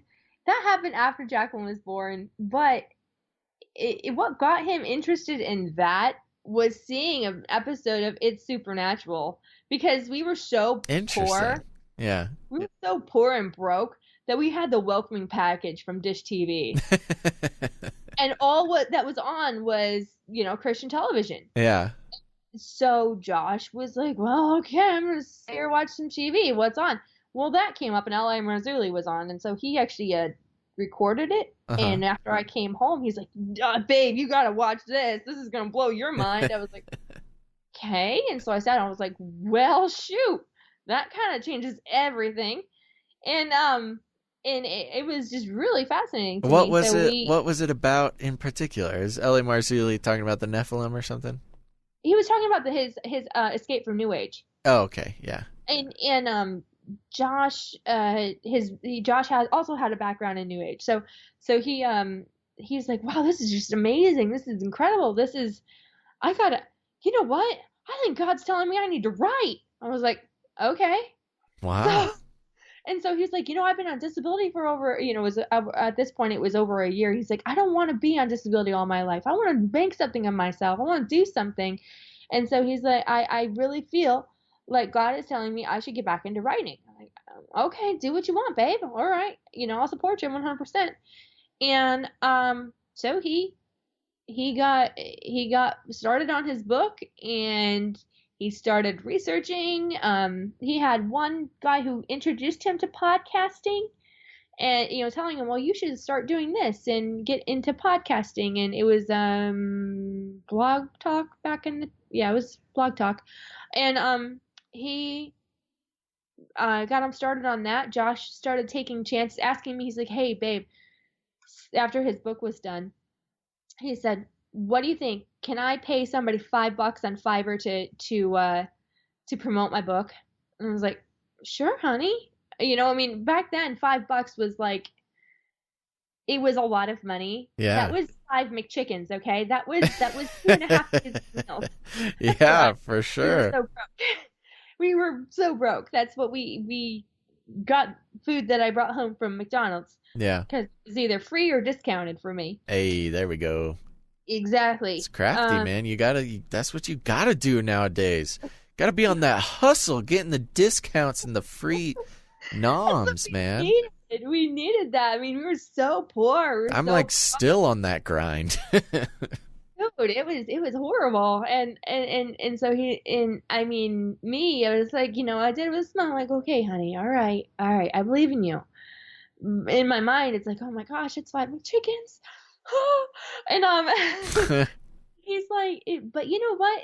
After a month went by, he realized that he made $20 in sales, $20 out of his first book, Disclosure. Nice. And he's like, well, I made $20. They won't send a check until I reach 100. I was like, but hey, you made the $5 back. Good investment. Very nice. You've turned 5 McChickens into 20 McChickens. It's McChickens all the way down, baby. I love it. What you did there. We've just found a show title. Oh, McChickens all the way down. It's glorious. But yeah, I kept on telling him, like, babe, someday it's gonna be more than $20. Don't worry about that. You'll make it. No problem. And what? You're so supportive and awesome. Oh my gosh. So many people, I'll say people. I was going to say women, but people in general. There's a lot of potential for like resentment when one person has to like work their butt off and the other person gets to like, oh, follow my dreams, write a book about science. I don't know anything about it, but I'm going to do it and sell it. What'd you do today? I just talking to my friends about the Flatland. You want to hear it? No, Josh, I've heard it. Okay, Flatland. Josh, who taught you about Flatland? Answer me that. That's right, this girl right here. Are you the originator of Flatland? I am not. I didn't write it, obviously, but right. But you taught him. I got him interested in physics. Oh my gosh, what would he be without you? I would sit down and watch these science shows, and he'd be like, "What are you watching?" I'm like, "I'm watching stuff on physics. I love science." And he's like, "How do you even understand that?" I was like, "It's not. You don't have to be super smart.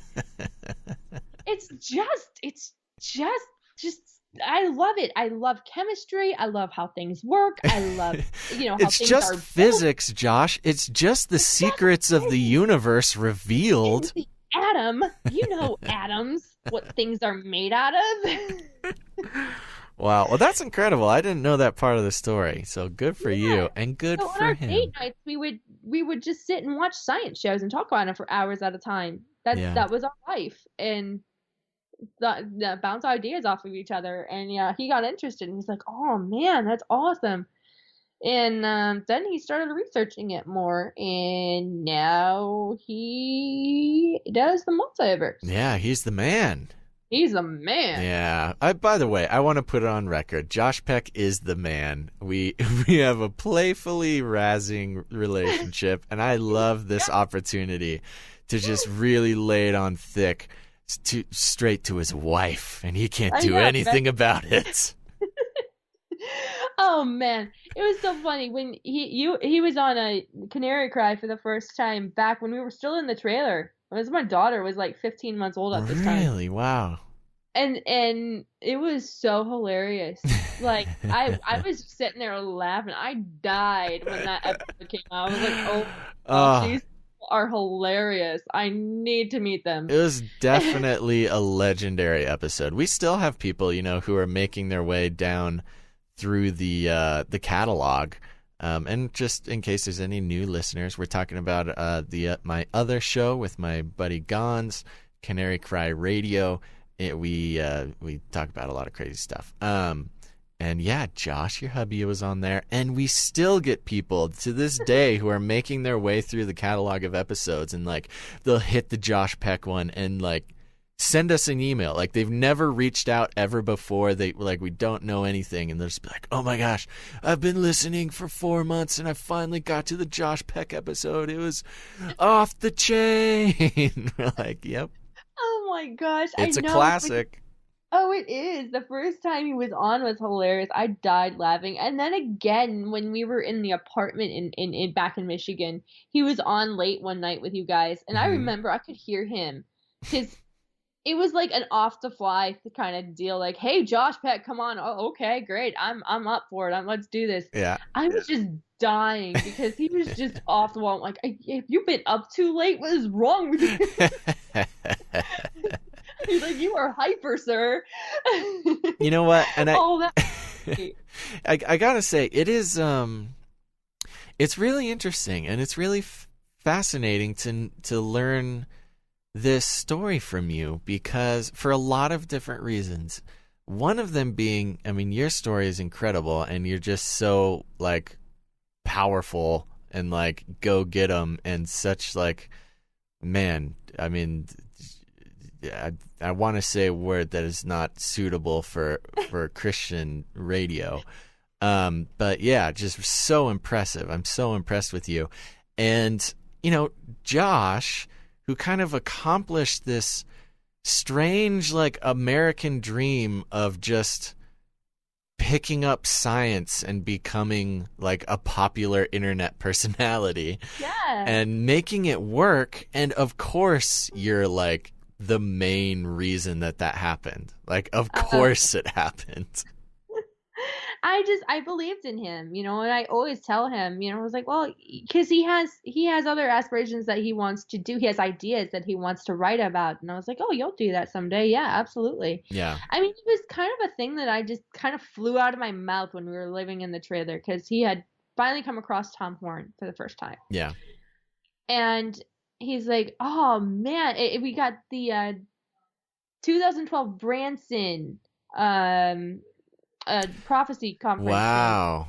Yeah. And we had saved up, and that was like our tithe to a ministry. Yeah. And we supported. It was Raiders News at the time, and so Josh asked me, and I said, "Okay, that's fine." We had just got our taxes back, and he put towards that, and he's like, "I want to support Tom Horn." I'm like, "Okay."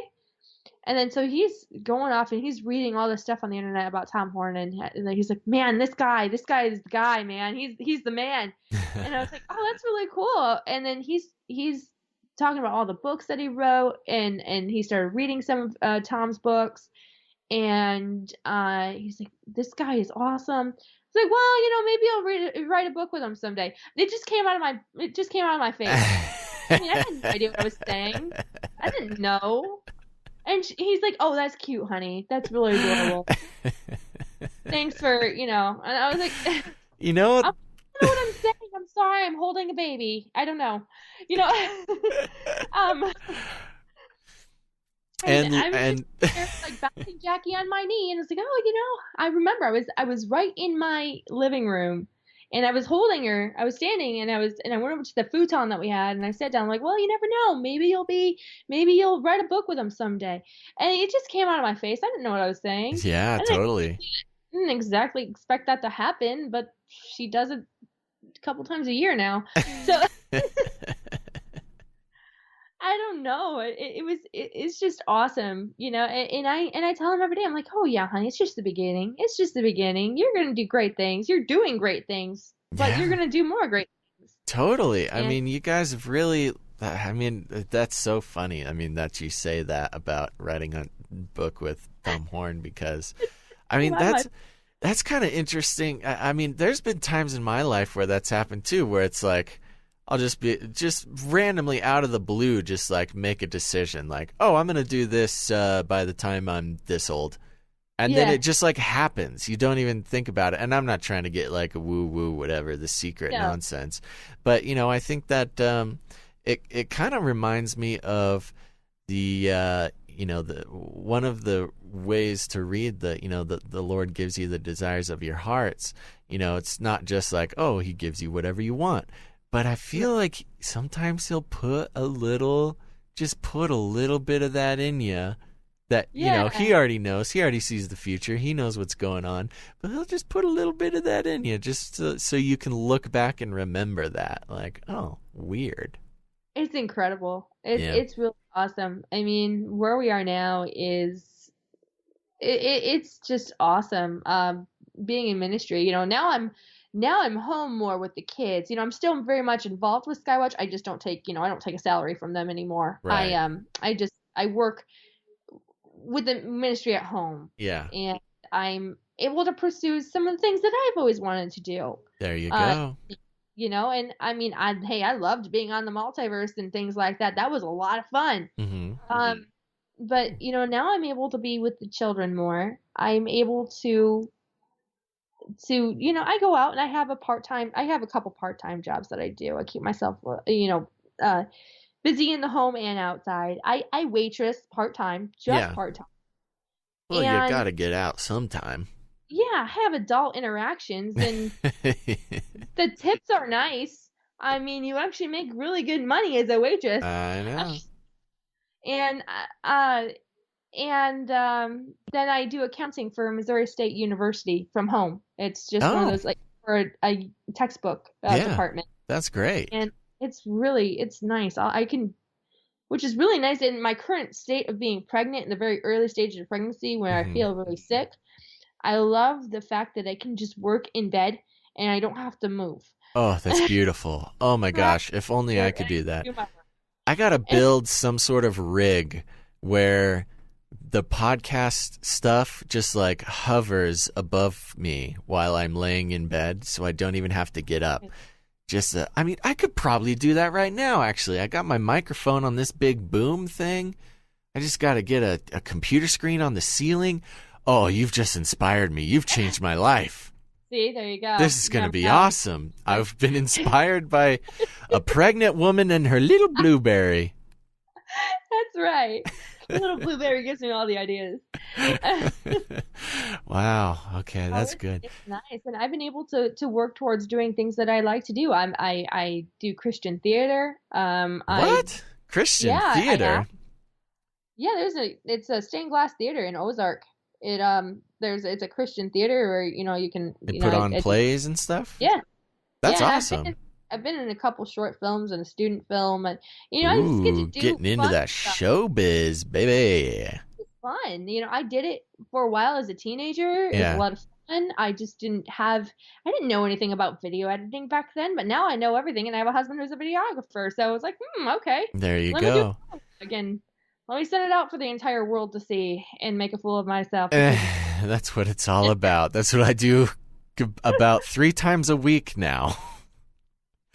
I thought, it's fun. I enjoy it. yeah, that's good. You know what? Here's one thing I love about your story. There is a point in this show where I kind of I haven't been doing it so much lately. But in the past, I've kind of made it a point to kind of transition into like, how'd you get into like weird stuff like Bible prophecy and like all this stuff?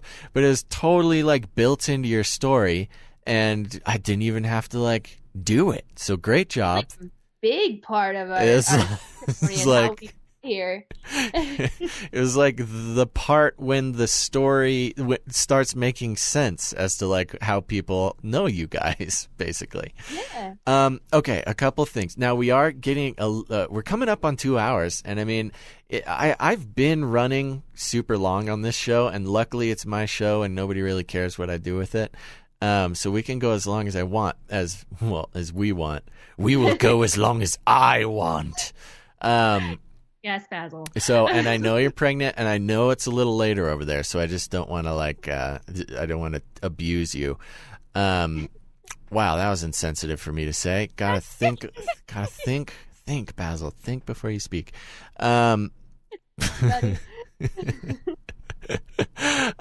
Okay, but here's a couple things.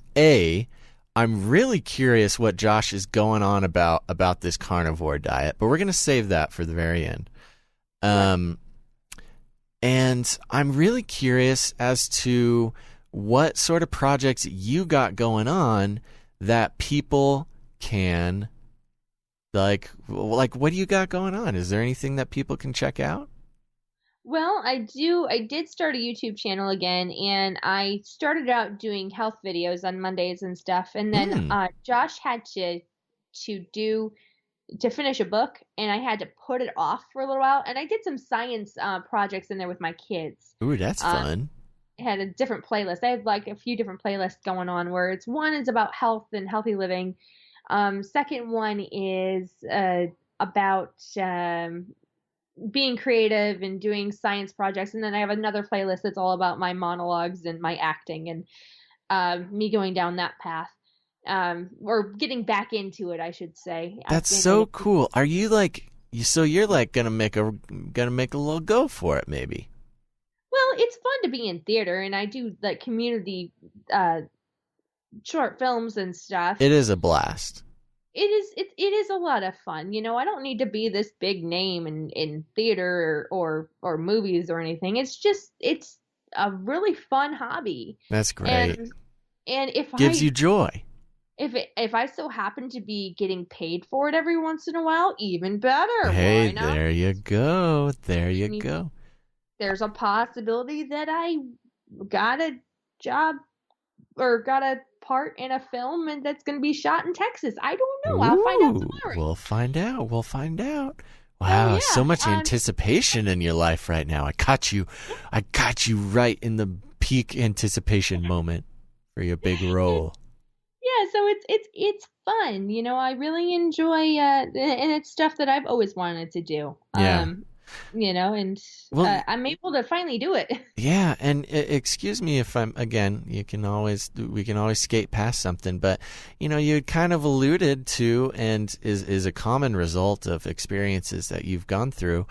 A lot of times, all of us can have some like real. I mean, self-esteem is a huge issue just in life, and I've found in my very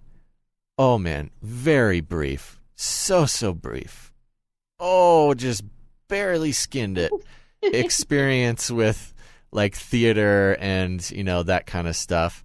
I mean, it's like exhilarating. Oh yeah, I love it. I always loved in theater in school. I did theater all throughout school. I always got a rush when I was on stage. I loved it. Then when I was taking acting courses, funny story. I took acting courses after my car accident. You know, I was really young. I was 14. I was hit by a drunk driver. Oh yeah, we'll just skate past that piece of the story that you forgot to tell me. I'm sorry. That's okay. Okay. I was 14. Mm-hmm. I was out with my good friend. It was December 28th of 2000. And I was out with her sister's boyfriend, and her brother. Mm-hmm. And they were going to drop her off at my house because she was going to stay the night. Mm-hmm. I already got the okay from my parents. And this is back in the day of dial-up internet too. So, ooh, brutal times. yeah. Oh my gosh, the worst. Well, we were just a few miles from my house, and we ended up getting hit by a drunk driver. And we were in a little Dodge Neon, and he was in a Mazda, and he pushed a Durango into our lane. So we were hit head on and broadsided, and the Mazda had actually gone over our car. So our Neon was a smaller three-dimensional box that they had to use the jaws of life to get us out. My seatbelt broke. My head went through the window, the passenger window. But they say after, when they looked at the car, that it's a miracle it broke, the seatbelt broke, because it probably would have held my head in place and decapitated, and the window that fell down in a way where it could have decapitated me. So I just walked away with a scar on my head. But I remember being in the hospital. I do remember them saying that I'd probably never walk again. I'd never talk again. I would probably never have children. And if I did conceive, I would never be able to carry. Funny story there. I've got 3 and not today, Satan. Pretty much. And 5 days later, I did end up stumbling out of the hospital.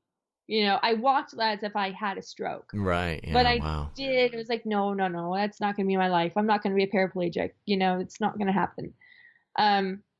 So my sister being a teacher, and she taught me how to read again and write and do math again. And I had to learn everything from scratch. Everything. I went back to the beginning. And it was very frustrating for a 14-year-old. Yeah, I bet. That's incredible. Yeah, it was. I was in physical therapy for a little while. My mom, when I turned 15 in 2001, she entered me into modeling and acting courses. Really? Yes, because she wanted me to regain muscle. Atta girl. Like she's like, okay, you got to work on your posture, and you got to work on your speech, because I talked like I had a stroke. Mm-hmm. So she said, I got you enrolled in acting and modeling courses. And it's going to help with your posture. So it did. And it helped with my posture. And I fell in love with it. I was like, oh, this is fun. Yeah. And then doing the acting, it really helped with my speech. And so I started getting involved in local church plays and things like that. I did that for a long time, and plays throughout high school. And they encouraged me, my teachers encouraged me to pursue acting. But the thing was, when I got in front of a camera to slate your name and your stats and everything, I would freeze up. I was like, yeah, this is different than stage. I don't like it. So I would always just fall apart when it came to a camera in my face. There's a big weird thing about having a big robot eye staring you straight in the face, and you're expected to like stare into the dark, glassy abyss of the aperture and perform for it. Perform for the robot overlords. Mush. Giddy up. So I would just, I was so shy when it came to camera. Stage, it was like I came alive. But when it came to the camera, I was like, I'm gonna cry. But it wasn't until, funny story, coming to Missouri, and I just kind of fell into co-hosting with Josh. It just kind of happened because they were trying to figure out how he was going to do a show. And then they asked me if I'd like to co-host Sci Friday with Josh because Derek and Sharon were out of town. And I was like, okay, all right. So I did, and Joe's like, oh, hey, you can do TV. All right. You did pretty good. You can talk about sciencey things. All right. And so that's how I became the co-host. And That's awesome. And it actually helped build my confidence. And now today I can slate my name. I can do my self audition tapes. I can go to Missouri State University and act in front of a camera without a problem. Thank you, Skywatch TV. Hey, there you go. That's so awesome. And that's how I overcame my fear of cameras. Bam! Just got to get up and do it. I had no choice. Yeah. Well, that's so cool, and that's so fun that you get to go back and do that and do the plays and do the whole thing. That sounds really exhilarating and a very good use of your time, I'd say. Yeah, it's fun. You know, I'm still home a lot, and actually for my birthday this past year, I did a student film. I was like, yeah, happy birthday to me. That's so fun. It was a lot of fun. Well, that's great. And so we will be keeping an eye out. We'll be keeping an eye out for this new star of the hour. We got a lot of friends in Texas. Mm-hmm. So I'll have my little birds let me know if they see you around there. Definitely. Well, that's just fantastic. So we're coming up. Oh, we actually might hit 2 hours. Yeah, baby, 20 seconds until 2 hours. Now, here's what I'm curious about.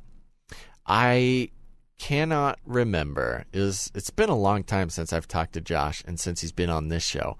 But tell me about your guys' furry friends. Not about your little children, though. Don't tell me about that. I'm interested in quadrupeds. Oh, okay. So, shortly after we moved, Oz, our furry little friend, our kitty, ran off, and we have not seen him. Oh, no. So I don't know if he went back to Michigan, because, you know, sometimes they do that. They go back to their homeward home. Bound, straight up homeward bound style. Do that. It's weird. My aunt had a cat where she moved from Wyoming to California. She lives in Doris, California. Mm-hmm. She had a cat and moved over to California, and the cat ran off and then came back like a year and a half later. And she's like, yeah, I think he went back home to Wyoming and decided to come back. Because he realized I wasn't there. He went home, knocked on the door, wasn't home. Ma'am. Looked up my forwarding address at the post office, caught a flight home a year later. That's so funny. Well, I'm so very sorry to hear about your kitty. So you've got some time. I mean, he'll be back. Yeah, maybe. He's out there, you know, prodigal sonning it. Probably. Yeah. Or found a girlfriend or something. I don't know. I'm gonna go make a life on my own. Me and Trixie. Me and Trixie, that's the one. Well, we'll be praying for. What's his name again? Oz. Oz. We'll be praying for you, Oz. Hope you're doing okay out there, buddy. All right. Now, also, I know it's not. Look, I'm not here for you to defend your husband's carnivorous activities, but in the briefest way possible, what in the world is he doing? Okay, so he is doing a high protein diet, obviously, as you can tell. Right now he cut out everything, every kind of food. He was doing turkey and turkey bacon and chicken and fish for a while, along with beef. But he cut all of it out mainly because he's a big fan of Jordan Peterson, and Jordan Peterson's daughter has a lot of health issues and arthritis pain, and she started changing her diet and went down to beef and greens, and then she cut out the greens because she was having a reaction to some of the greens, and so she was just doing beef, salt, and water. And Josh is doing that too for his for his joint, his chronic pain. He's going to see if it helps with his chronic pain. Now, Yeah. I started introducing more red meat in my diet as well. Like, I don't do just strictly meat, but I have been introducing more red meat back into my diet. And I noticed that my arthritis and my pains, aches and pains, have decreased a lot. What in the world? He's only eating beef? He's only eating beef, and he seasons it with salt, and he drinks water. Only beef. No, Only nothing. beef. No And potatoes, no nothing. no potatoes. He's going to start introducing some more foods back after 3 months. He started it July 4th. This is the craziest thing I've ever heard. Yeah, Christina, well, this is crazy. It is. I mean, he has dropped 20 pounds since. All beef. What does that even look like? What does he have for breakfast? Just steak every day? Yes. Mainly he'll do prime rib, which can be costly at times. But either that or he'll do like tri-tip. Yeah. There you go. Tri-tip steak. And I'll buy like the roast because it's better in bulk and he can cut his own tri-tip. Yeah. And that's what he only eats 2 pounds a day. That's it. He eats a pound in the morning and a pound at night. That is, and don't get me wrong, I'm not being negative here. I'm just saying that's the craziest thing. I've never ever heard of anything like that. Yeah. But it's helping. I mean, he's losing weight. I mean, there's a lot of ways to lose weight. That's an interesting way to do it. Mm-hmm. But like, it's helping with his health. Yeah, he's this doing is like better. Runs so counter to what I feel like we've all been told for the past decade. And that's what Josh was saying too, and he realized because he was doing salt and pepper, but he realized because he cut out all the other spices that when he would put pepper on stuff, he would get acid reflux. He's like, I think I have a slight reaction to pepper, so I'm not going to do pepper anymore. So he's kind of finding out what his body is able to handle in this whole process instead of getting like a panel done, right. and everything. He's just cutting things out and slowly introducing them back to see what he has reactions to too. And after 3 months, he's going to introduce a little bit, eggs again, probably, and then do that for a few months and then introduce some chicken again and see if there's anything that triggers any of his pain. Because I know he's eaten I know fried foods really trigger a lot of his chronic pain. Yeah, well, fried foods is like little cancer balls. It is. It's the devil, pretty much. But he's been doing great, with this. He has more energy, and he just feels so much better, like a whole new person, really. That's wow. I mean, very good for him. Good for him. I'm gonna have to look into that because that is. Look, here's the thing. I've experimented with my diet in as many ways as anybody can, and I've never heard that before. I mean, it sounds fun.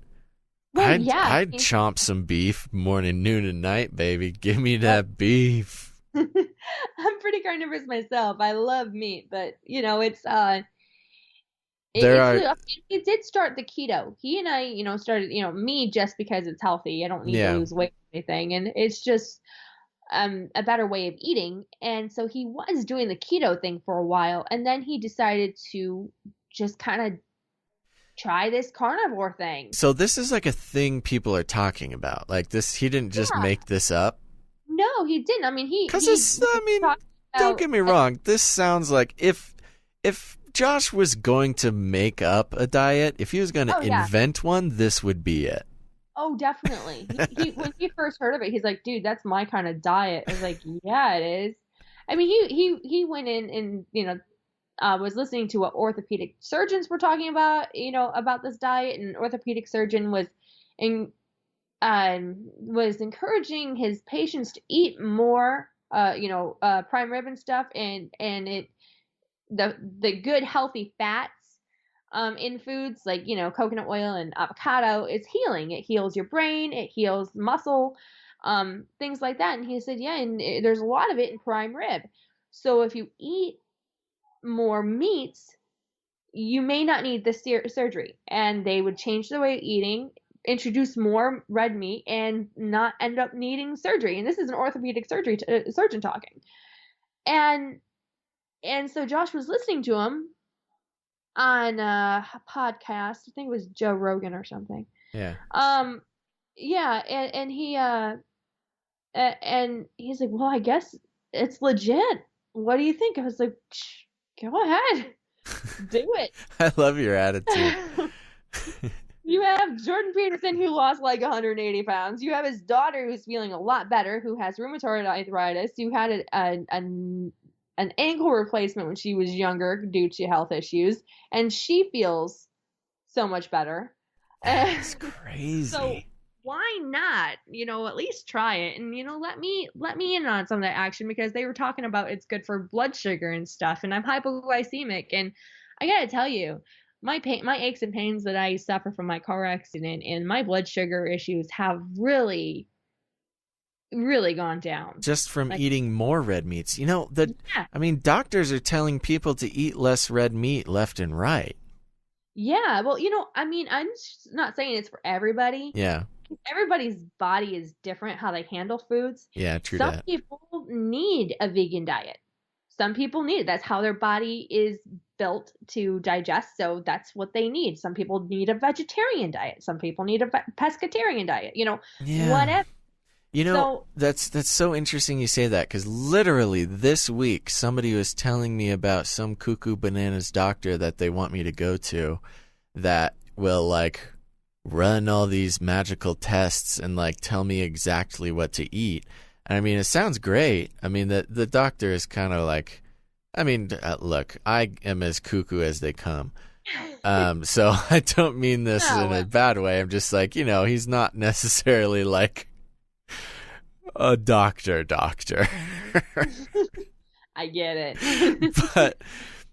But apparently I can run some tests to figure this out. Man, if it was all beef all day long, that would explain a lot in my life, if that's what I'm supposed to just be eating 24/7. So maybe I'll check it out. I mean, my sister, when she moved over to Hawaii, when she taught over there for 5 years in the schools in Hawaii, and she went to a nutritionist over there, a homeopathic doctor, and he told her, you're allergic to a lot of things. Gluten was a big one, so she cut out everything gluten in the world, and there's certain fruits that she's allergic to that she shouldn't eat, like mango. Yeah, I know some people like that too, or who are randomly allergic to pear. Yeah. The most random allergies. He's that your body doesn't digest this, so don't eat it. That's interesting. Wow. Well, okay, this has been such a wonderful and beautiful conversation, and after everything you told me, that carnivore diet is the craziest thing I've ever heard. So thank you for sharing. Oh, anytime. And Christina Peck, thank you so much for coming on the show. This has been so wonderful. And before I get too far into kind of wrapping it up, was there anything that you kind of wanted to get out there or talk about before we do that? No, I think we covered a lot. I think we did it. It's been really fun. Thanks for having me on. You're so welcome. You did a great job. We did a great job together. We don't need no Josh Peck jumping in our conversations, telling us about Flatland again. No, we don't need Flatland. You know what? Tell Gons he's out. It's even me better. All right, there you go. You heard it here first, people. There's a new sheriffs in town. That's the name of our podcast, New Sheriffs in Town. So get ready for that. Well, my cat has come to say hi to you, so say hello, kitty. Well, say it. Hi, kid. You're bothering me so much. Say it into the microphone. Come on. Ew, that was her tongue. She just licked the microphone.